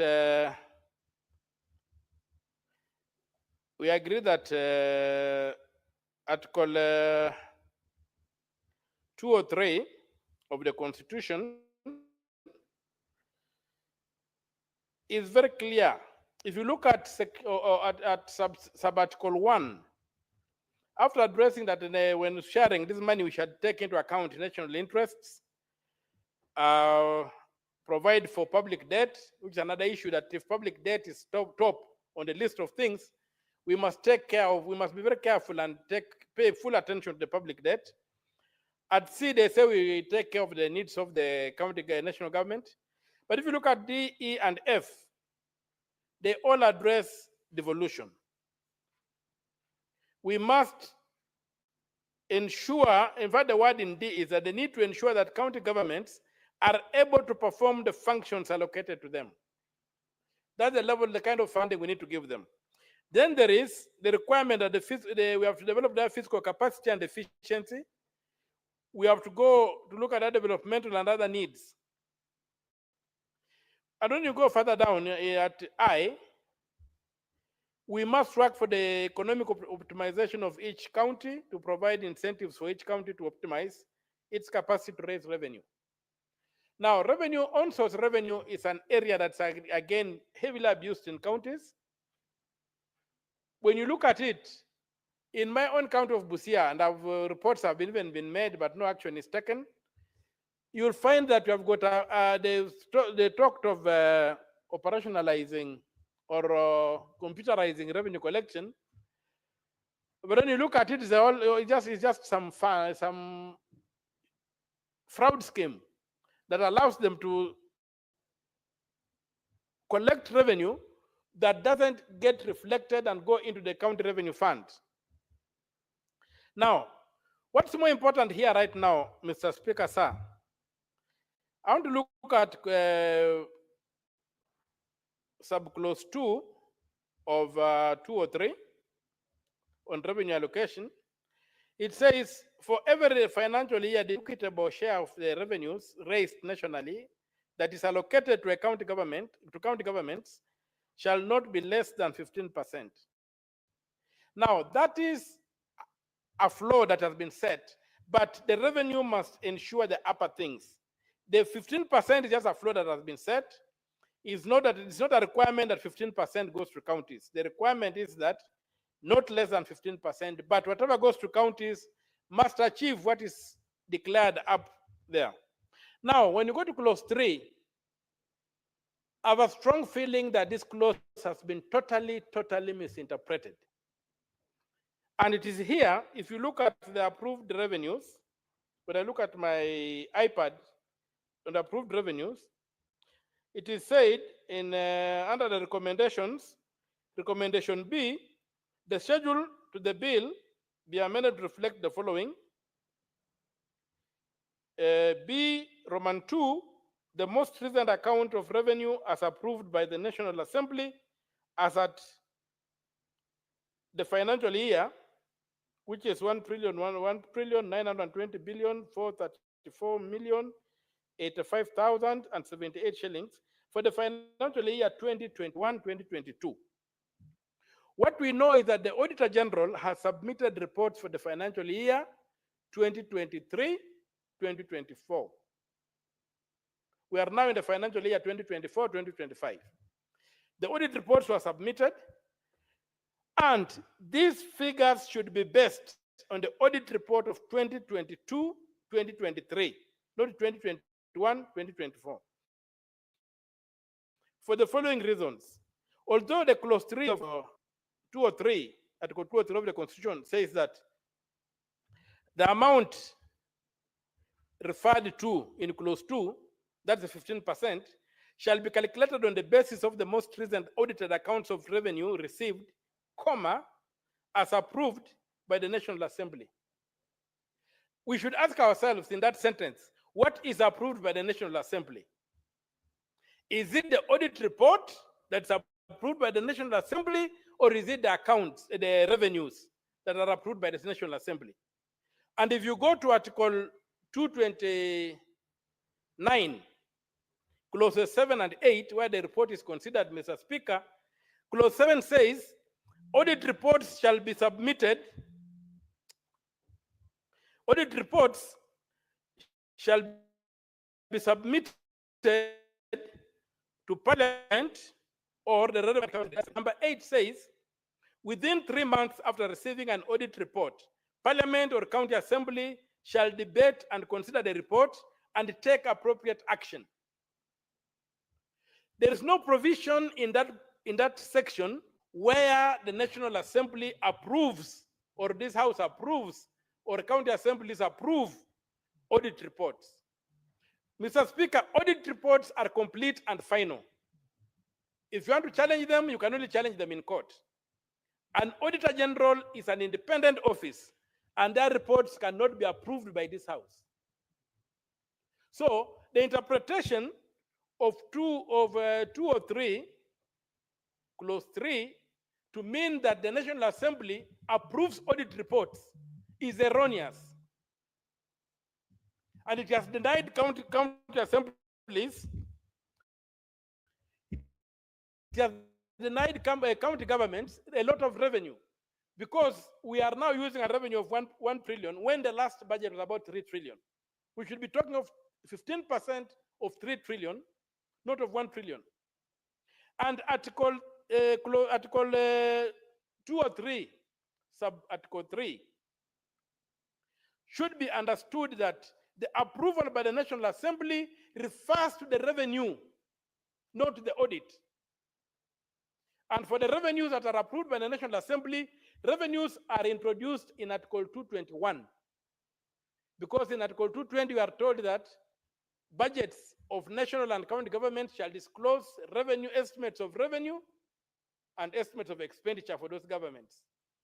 And those are then considered under Article 221. And that's why they are approved. So, basically what Article 203 is telling us is that the budget, an audit of the annual budget, we should implement the budget as has been audited. Because once the revenues are approved, they are put into the Appropriation Act as the budget and passed by the House. There is nowhere else where the National Assembly considers revenues. So to say that the National Assembly approves the report of the Auditor General is erroneous. Because, Mr. Speaker, when you go to Article 229, if you go to Article 229, you find that the National Assembly is given 3 months, and even this House, 3 months, and even the County Assembly, 3 months within which not to approve, but to debate, consider, and take appropriate action on an audit report. Basically, we are told that we look at the report and within 3 months make sure that accountability, those who have been adversely mentioned are held accountable. We help the county department, the county governments, or the departments of the national government improve on their accounting systems. It does not in any way tell us that we should be, does not in any way tell us that we should be approving the report of the Auditor General. So And even if you were to argue that the National Assembly is supposed to approve the report of the Auditor General before we can use them as a basis for calculating the 15% that goes to the county governments, then we must look at the, within Article 229, there's a very clear timeline of 3 months. The Auditor General is given 6 months from 1st of July to audit the books of government. Then he presents the report to us by 31st of December. Then we have 3 months as Parliament to consider the report and take action on it. Anything outside 3 months that are given in the Constitution is null and void. The National Assembly cannot claim that because it has not looked at the report, it is sleeping on its job. It is now in 2021 that county government should also be waiting for the National Assembly to wake up. Recently, the High Court expressed itself on this provision in some case, and it said that you only have 3 months to look at the reports. So why should county governments suffer from lack of funds simply because the National Assembly is sleeping on the job? If the Auditor General has given them the report of the budget, the year 2023-2024, it gave that in December. 3 months ended on 31st of March. We should not be debating this report based on the accounts of 2021, which is 1 trillion. We should be debating this report based on the accounts of 2024, which was about 3 trillion. And that way, then we shall be fulfilling the need to ensure that county governments get 15% of their audited budget. So I'll be asking this House to consider, and the leadership of this House to consider revisiting that provision whereby they have misinterpreted Article 203, Clause 3, to mean that you have to wait for the auditor, for the National Assembly to do whatever it wants to do with the report of the Auditor General before it can apply on counties. And even if it was so, Mr. Speaker, we go back to Article 259, Clause 8. You ask yourself, how long would it have to take for that? Because that clause is said, even where the Constitution does not provide timelines, it must be done as quickly as possible. We cannot mortgage, we cannot delay the development in the counties simply because of that. So I'll be urging that we relook at that provision of the law, that we have allowed the National Assembly to suffocate development in the counties simply by being lazy and not being focused, not doing their work. Let us demand that every year the report of the Auditor General after 3 months is unassailable, and that's the one that we shall use to calculate the equitable share that goes to the county. The other thing, Mr. Speaker, sir, is I've got a problem with Section 2 of the Commission on Revenue Allocation Act, Cap 428. That definition of revenue is totally unacceptable. It cannot override what is in the Constitution. The Constitution is very clear at Clause 2 of 203 that for every financial year, the equitable share of the revenue raised nationally that is allocated by county governments shall not be less than 15%. The equitable share of revenue raised nationally. But when you go to Section 2 of the Commission on Revenue Allocation Act, that's Cap 428, it defines revenue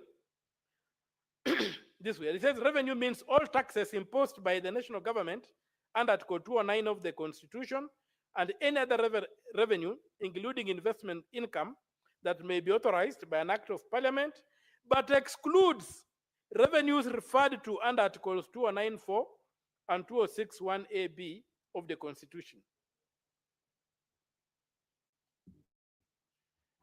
that particular definition needs to be looked at. Nobody gave the National Assembly the power. And by the way, these acts were made when National Assembly, before the Senate was formed. These are acts that were made before 2013. And so the Senate was not represented at that time. Parliament constituted only of one house. And so the National Assembly had a free hand to do what it wanted. And here, it's excluding revenue that should be considered in the calculations of what should go to the counties.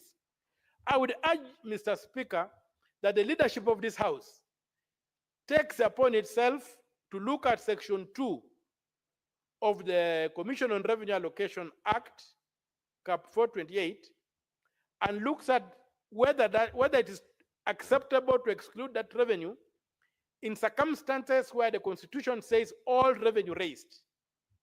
Because if we don't do that, Mr. Speaker, we are going to end up with situations whereby, irrespective of the corruption in the county governments, which needs to be dealt with by law enforcement and to be punished ruthlessly, when you look at the percentages of money that go to the county governments, we have not been able to unbundle enough money to follow the functions that have gone to the county governments. So other than just costing, which is important, costing the devolved functions,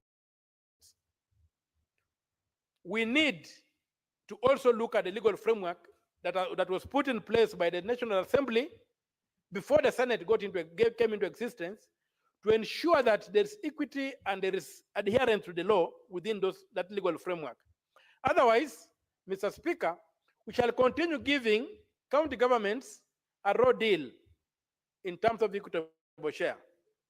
And so, in supporting this bill, Mr. Speaker, I reiterate that, if possible, this House, the committee, the Finance Committee, takes time and maybe gets proper legal assistance, and we have got very good lawyers in this place, to see how these laws can be amended or challenged to ensure that we use the latest audited accounts of the Auditor General. The question of approval by the National Assembly expires before the Auditor General comes in. The Auditor General, there's no room for approving a report of the Auditor General or rejecting it. We only implement it. I can see my time is up, Mr. Speaker, sir. I thank you for the opportunity. I support the bill with those qualifications that the committee seeks to anchor the current division of revenue on the accounts of 2023-2024, which have already been audited and which have taken more than 3 months since they were submitted in Parliament, and therefore the National Assembly has lost the capacity to do anything with them. They run as they do. And if it was even to do anything with them, it could only implement the report. It does not approve, it does not review, it does not do anything. It does not change a comma, it does not add a comma, it does not cross a T, it does not dot an I. The report is final, and that report should be used to determine the ratio of. Senator Mutata, your time is up. Being an astute public interest litigant, I do propose that the proposals that you have made in your submissions can go into proposals that will guide the imminent legal minds towards asking even the House to seek for those proposals in amendments to the relevant law, so that we speak on one voice. And so don't leave it out to the only lawyers. You're one such honorary practitioner by virtue of the public litigation that you're doing. Senator Peris Tobiko.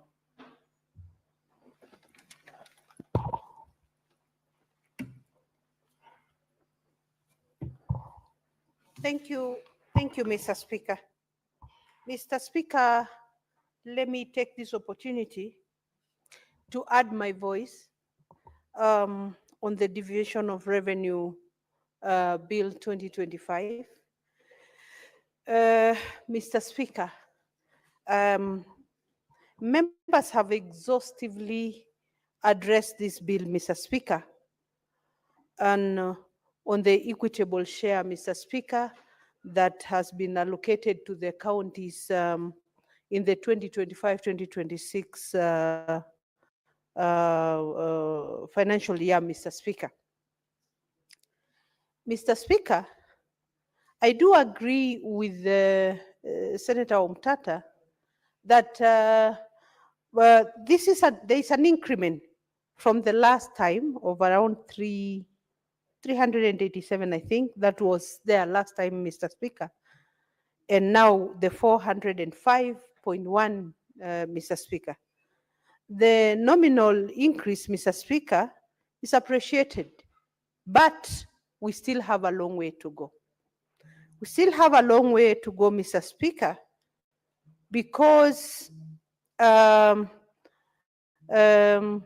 the Constitution prescribes that a minimum of 15% goes to our devolved units, it has never put, a capping that it must remain at 15%, Mr. Speaker.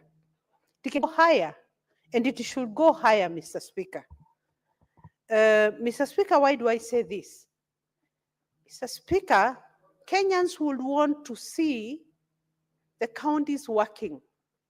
Kenyans would want to see our devolved units being viable, being attractive, delivering for Kenyans, so that we realize the benefits of the 2010 Constitution, Mr. Speaker.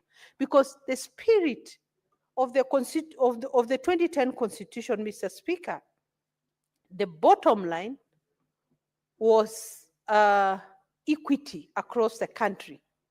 It was so that across Kenya, we can experience development, we can experience service delivery, we can experience opportunities at the local level for Kenyans, be it at Turkana, so that a Kenyan who is in Turkana has opportunities to work at their counties, so as the same case applies to all other counties, Mr. Speaker.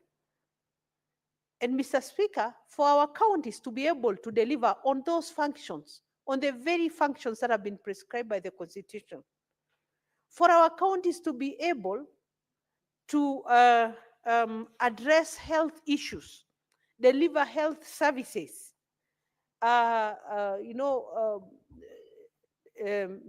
do the facilities and equip them, and provide medical supplies, as well as pay the qualified personnel for these facilities, Mr. Speaker.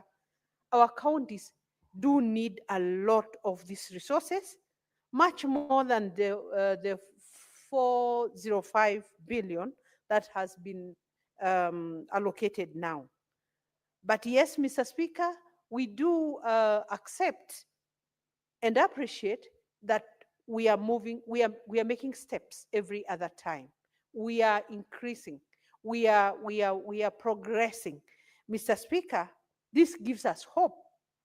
But still, we are far from it, Mr. Speaker, because when they say it should be 15% of the last audited accounts, Mr. Speaker, and they go ahead to say this is based on the 2020-2021 audited accounts, Mr. Speaker, then the whole thing is, there are question marks, Mr. Speaker. You query because the last audited accounts is 2023-2024. And sometimes, Mr. Speaker, I have asked myself, what happens with the 85% of the revenues that are left at the national level? What happens, Mr. Speaker? Because we are not seeing projects, mega projects being handled at the national level, Mr. Speaker. Right now, Mr. Speaker, the expressway, which ends up at Mlolongo, should have been extended by now, Mr. Speaker.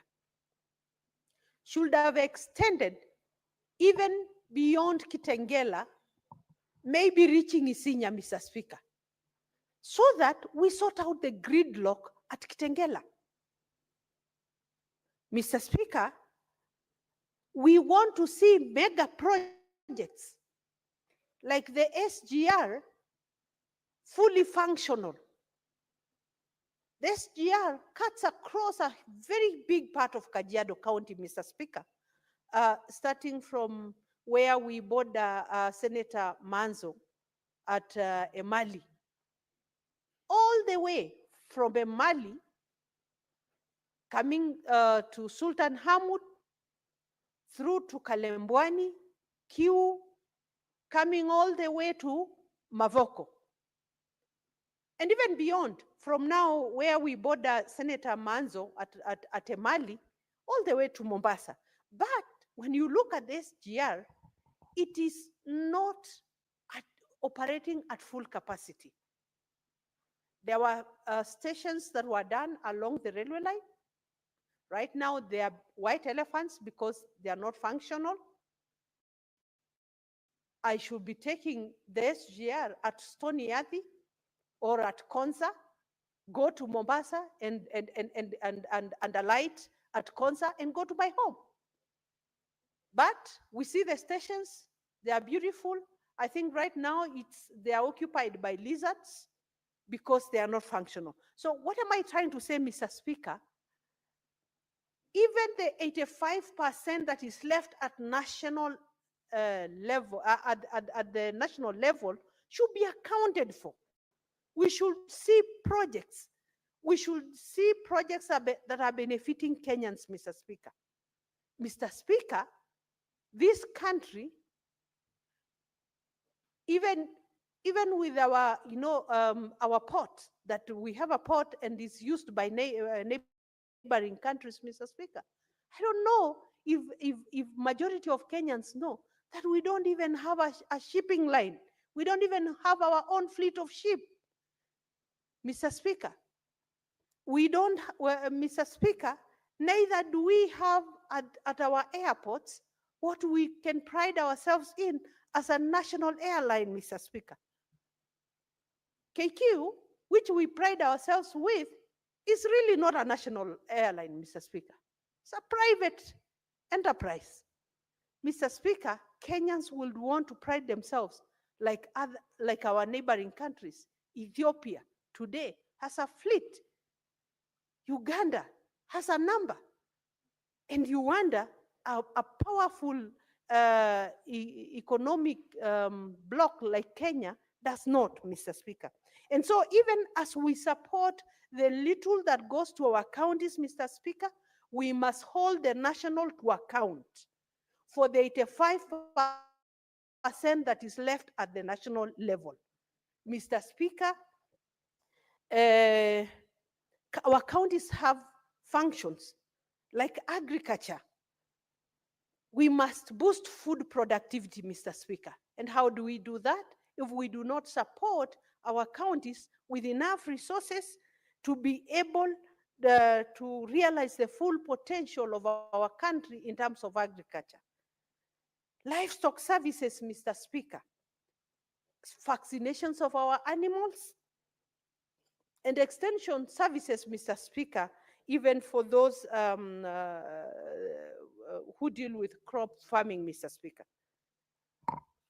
Mr. Speaker, our roads is another big challenge at the counties, Mr. Speaker. With the classification of roads that's not very clear, we still have carer handling roads that are meant to be resources that are meant to go to our counties for the smaller subsidiary roads, Mr. Speaker, which will help those going to the markets to have access to markets from their homes, from their chambers, Mr. Speaker. Mr. Speaker, water is a devolved service which counties are supposed to be providing. But Mr. Speaker, when we go to county visits, you find a big challenge. Find a big challenge because a lot of our counties are still not able to provide safe water to our constituents, Mr. Speaker. The sewerage facilities, Mr. Speaker, if I speak about Kajiado, because it's a county that I know most about, Mr. Speaker, although we have been able to visit many other counties, Mr. Speaker, Kitengela, a very big growing town, does not have a proper sewer system. Same as Rongai, Mr. Speaker. Same as Kiserian, Mr. Speaker. Mr. Speaker, if we don't address a sewer system, then we are waiting for disaster in our towns, in our very populated towns.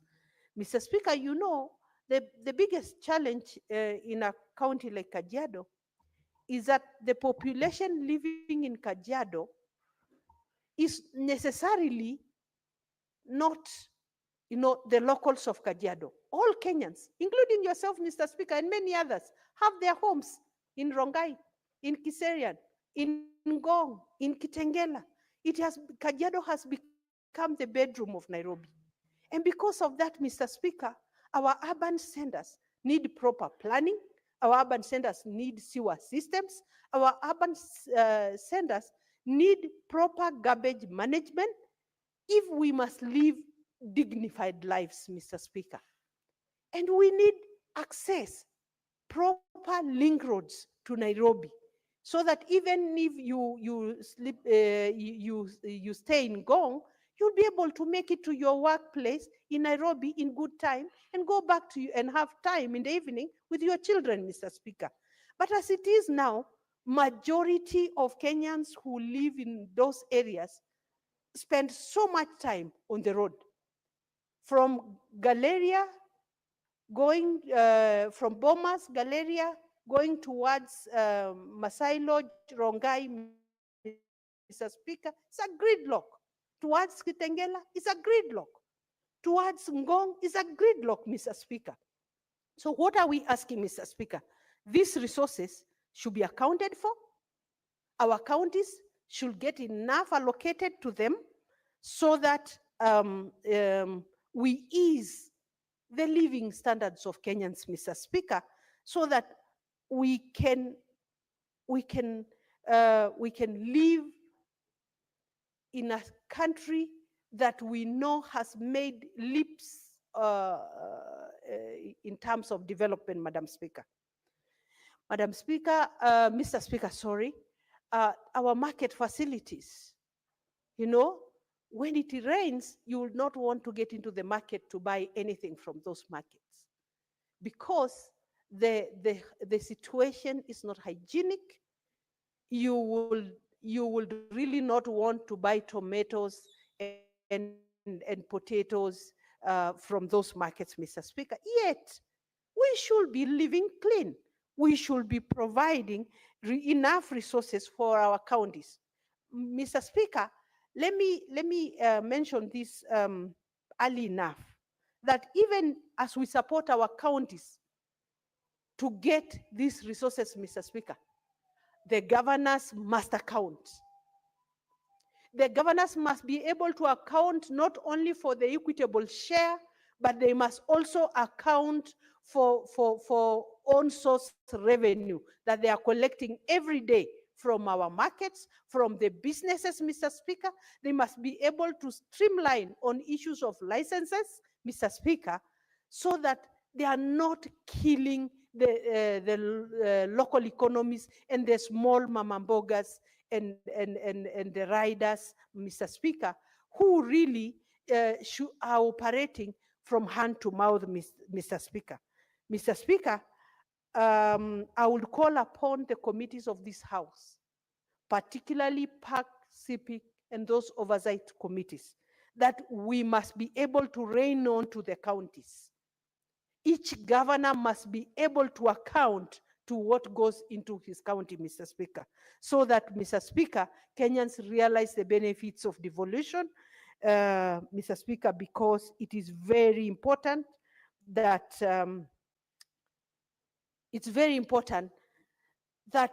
devolution works, Mr. Speaker.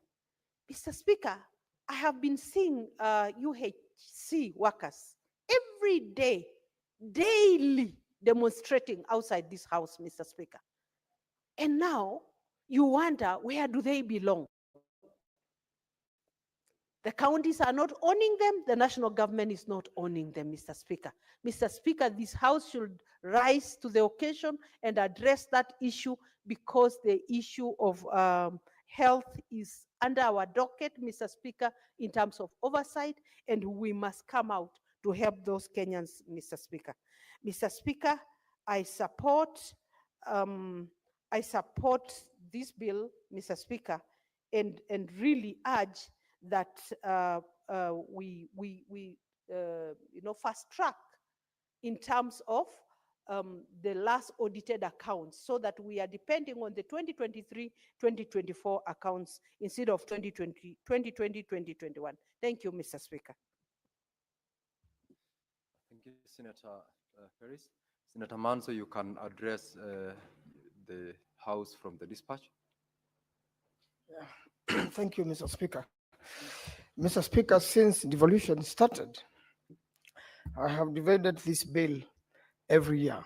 First, it used to start at the National Assembly, and I've seen this time around, it is signed by the chairperson in charge of Liaison, the Honorable Gladys Boss. And after the National Assembly debates it, then it comes to the Senate. But in one way or another, the decision has already been made at the National Assembly. And when it comes here, is a debate whereby we may not change a lot. A lot of times, we have tried to change or increase the revenues or the monies going to the county, and a lot of times it is difficult. If you look at the current Division of Revenue Bill of 2024-2025, and under this particular one, which you do this year, the next year, you realize when the last year one, money was actually reduced. And what we were bargaining for last year is what now has been awarded, 4 or 5 billion for the counties. Mr. Speaker, devolution is in our constitution. It's a sure tool to develop the counties. It's the best way one can get to the grassroots. And our biggest role here, Mr. Speaker, is to support devolution as a Senate and make sure that devolution works. Mr. Speaker, there are national functions, as Honorable Peris Tobiko, my neighbor, said. There are national functions and county functions. If you look at the national functions, there are things we should really invest in. Kenyans waste a lot of time on the road accidents. And by now, Mr. Speaker, we should be having a dual carriage to Mombasa. At some point, the Americans were to do it, and they negotiated a very good deal. And we also expect a dual carriage to Western Kenya, so that goods and services can move very fast from our port to the ports in Lake Victoria and to Uganda and other countries which are served by our ports in Mombasa, and also the proposed corridor through Isiolo, even the airport in Isiolo, which has become, a white elephant, Mr. Speaker, bearing in mind that the construction ended up in some problem, and we never got value for money in terms of the airport in Isiolo. So, Mr. Speaker, when you look at the national functions vis-a-vis the counties, they are intertwined.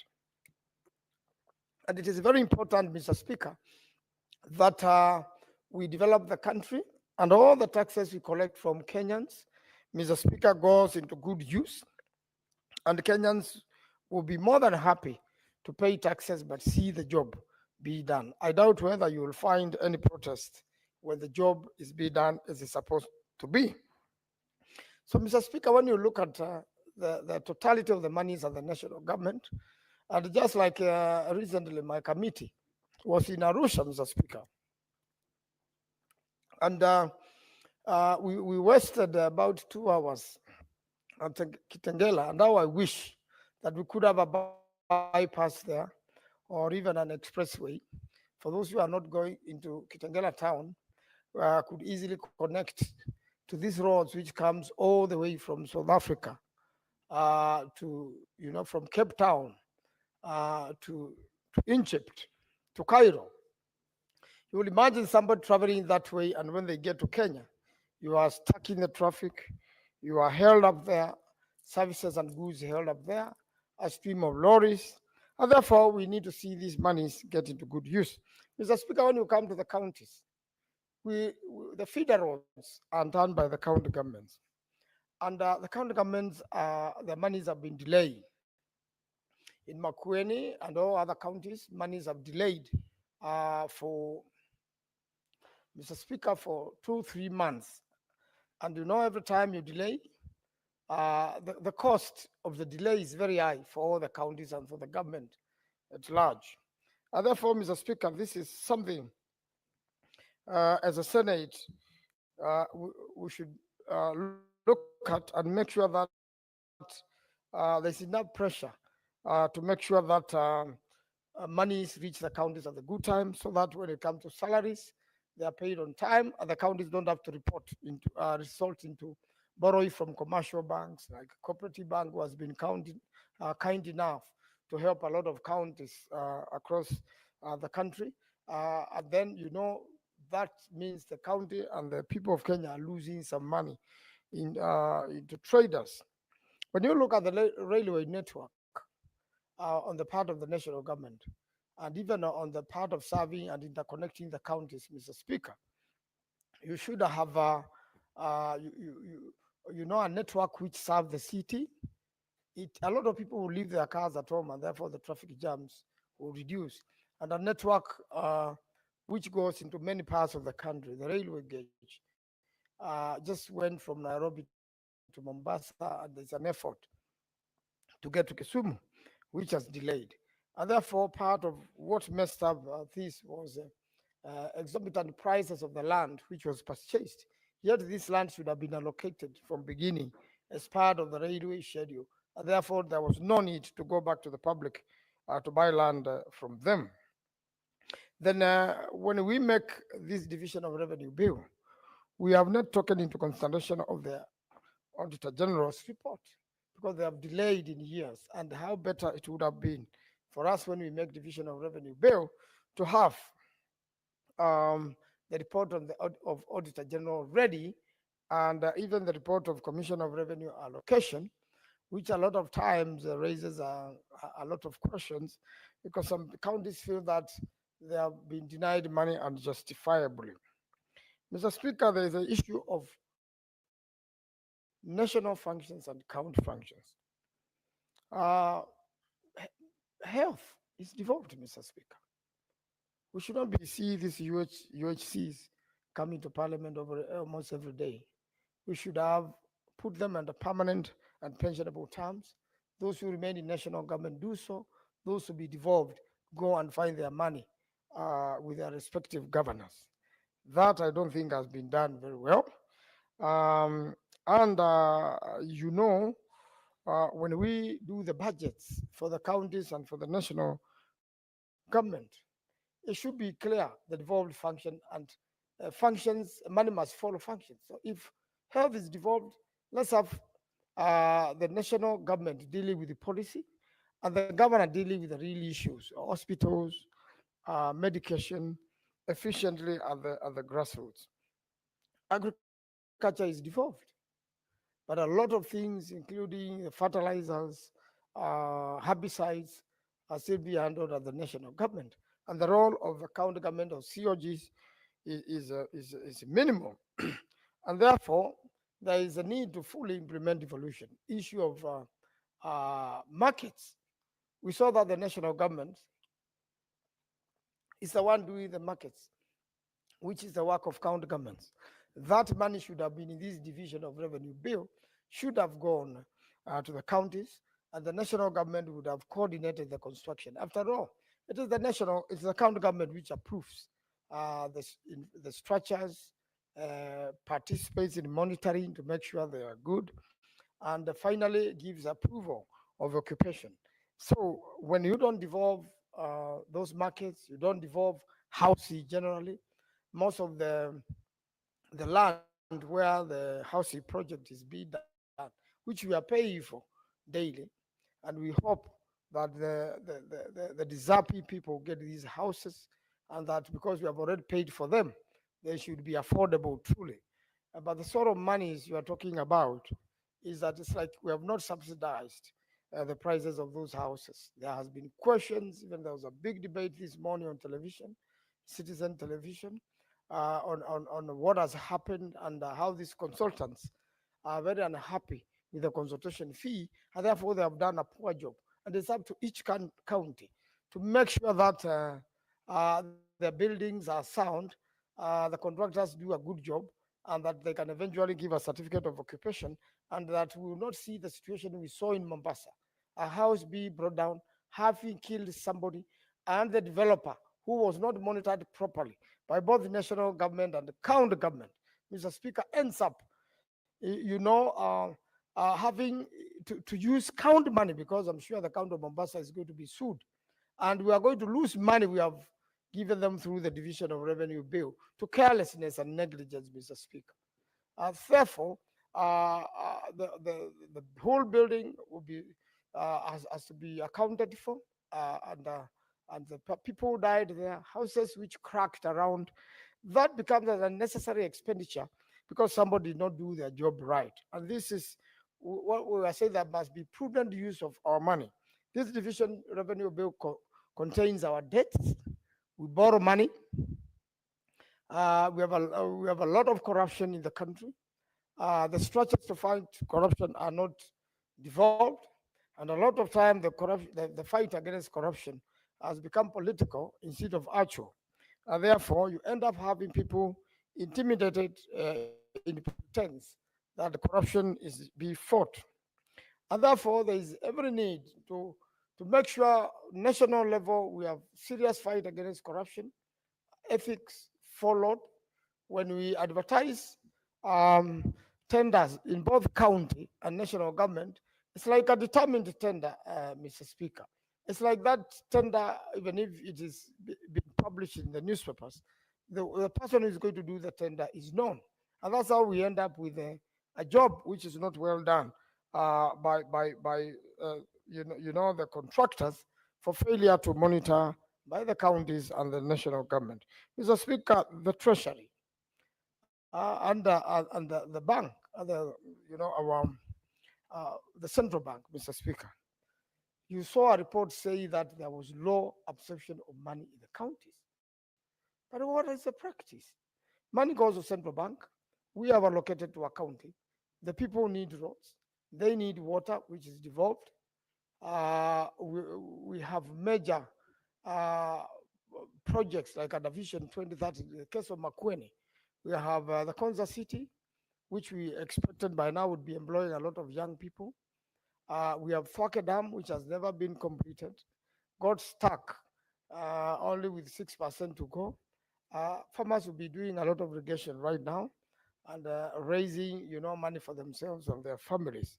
But when that is not well done by Treasury, and then you give an excuse that the monies which have gone to the county is hitting the accounts now when you are doing the closing the year, then the counties haven't worked. Then you blame the Senate and the governors. You say we are not monitoring them properly, yet Treasury and central bank delayed the money and then give so many conditions so that by the time you make the money operational, time is up and the same money is sent back for the allocation for the next year. So you have delay and a delay and a delay, and then you blame the counties. Let the monies get to the counties in good time. And I believe the counties and the governors will work, and we also do our work to make sure that we check the counties properly and we make sure that everything is done as it should be. So, Mr. Speaker, there has been those challenges, administrative challenges. Yes, you have passed this bill. Yes, there are monies at the national level.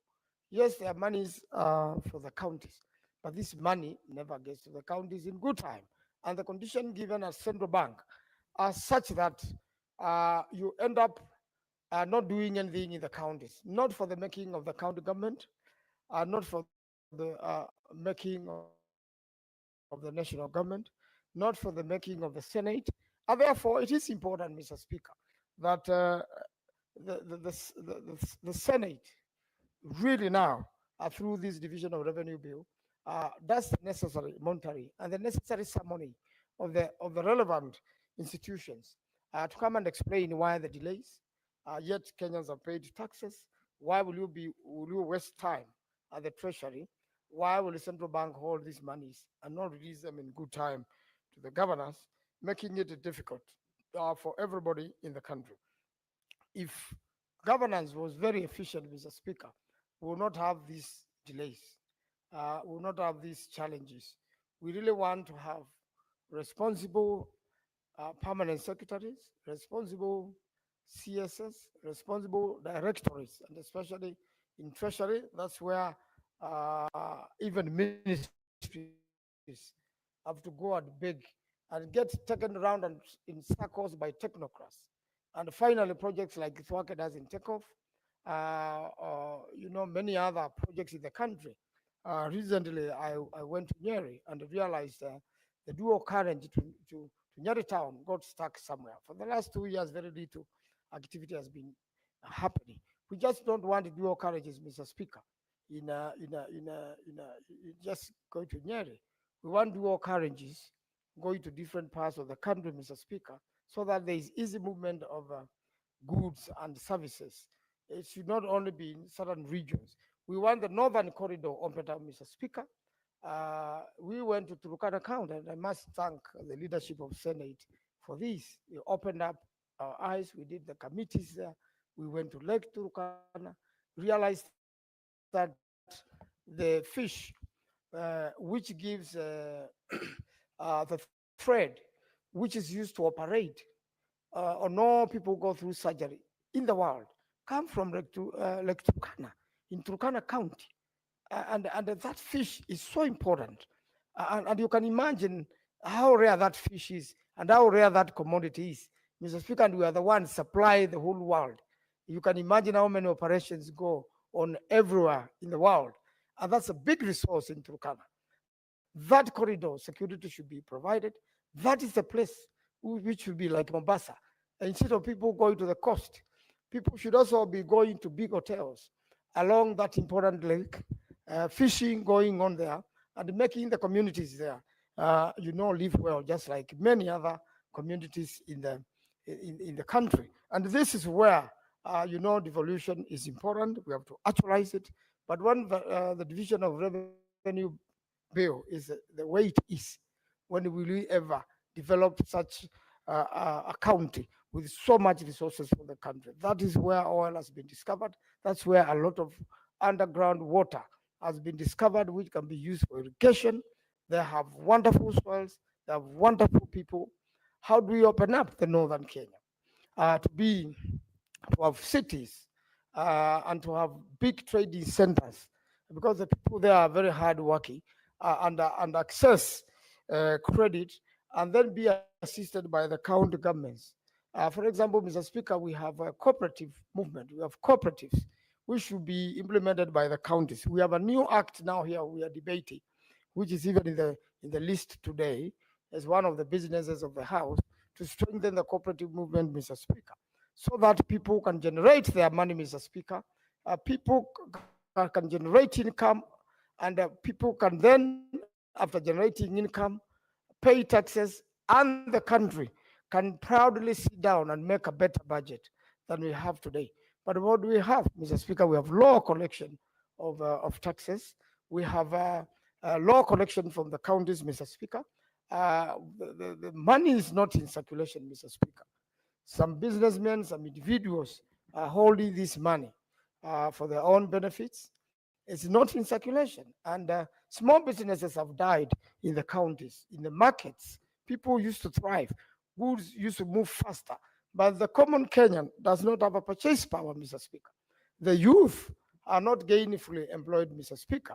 The youth, now, Mr. Speaker, you see them in Nairobi every Sunday afternoon or Saturday afternoon, doing some wonderful jigs, which they sent into social media and they are able to send them around, and through that they earn a living. That space, Mr. Speaker, should be expanded so that even in the counties people can generate income. Mr. Speaker, unless we export, our coffee, our tea, our mangoes, our oranges, which come from the counties, and there are no proper structures there to make sure that these exports go very well. There are brokers who are frustrated coffee farmers and tea farmers. Mr. Speaker, if we export, that's the time we get a good exchange rate with the rest of the world. And Mr. Speaker, we are importing more than we are expecting. So in conclusion, Mr. Speaker, the engine of commerce in the country is this division of revenue bill. We have now come here to share very little. We should be sharing much better if the people of the country get an opportunity to work, generate income, pay taxes, and generate do business in the country so that all can benefit and Kenya can prosper. I thank you, Mr. Speaker. I support. Thank you, Senator Manzo. Honorable members, we don't seem to have any other member interested in contributing to this particular motion. And in the circumstances, therefore, we shall defer putting of the question, noting that the reply, sorry, noting that the majority leader who sponsored the bill is not in the House. We shall defer a reply to the next sitting of the House, that is tomorrow.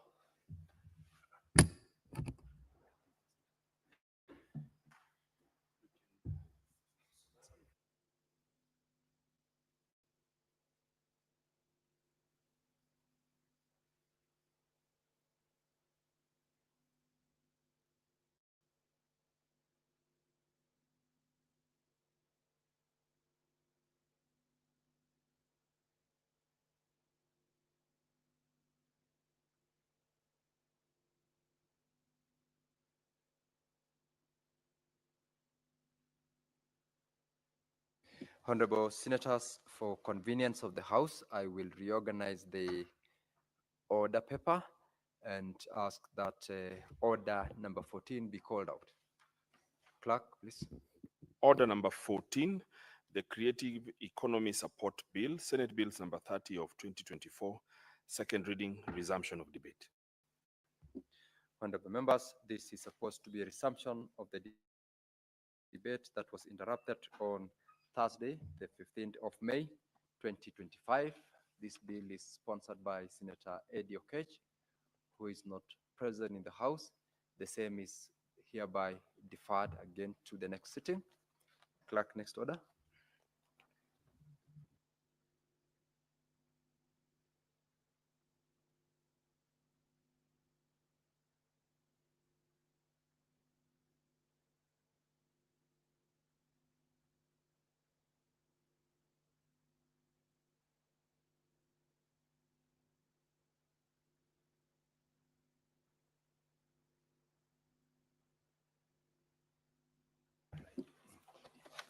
Honorable members, as regards order number 14, that's the Creative Economic Support Bill, Senate Bills number 30 of 2024, equally has got no interested members to contribute.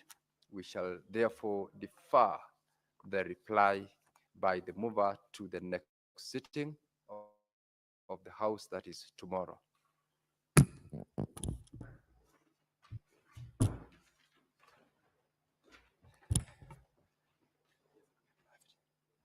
Now, Honorable Senators, it is now 6:30 p.m., time to adjourn the Senate. The Senate therefore stands adjourned until tomorrow, Thursday, 22nd of May, 2025 at 2:30 p.m.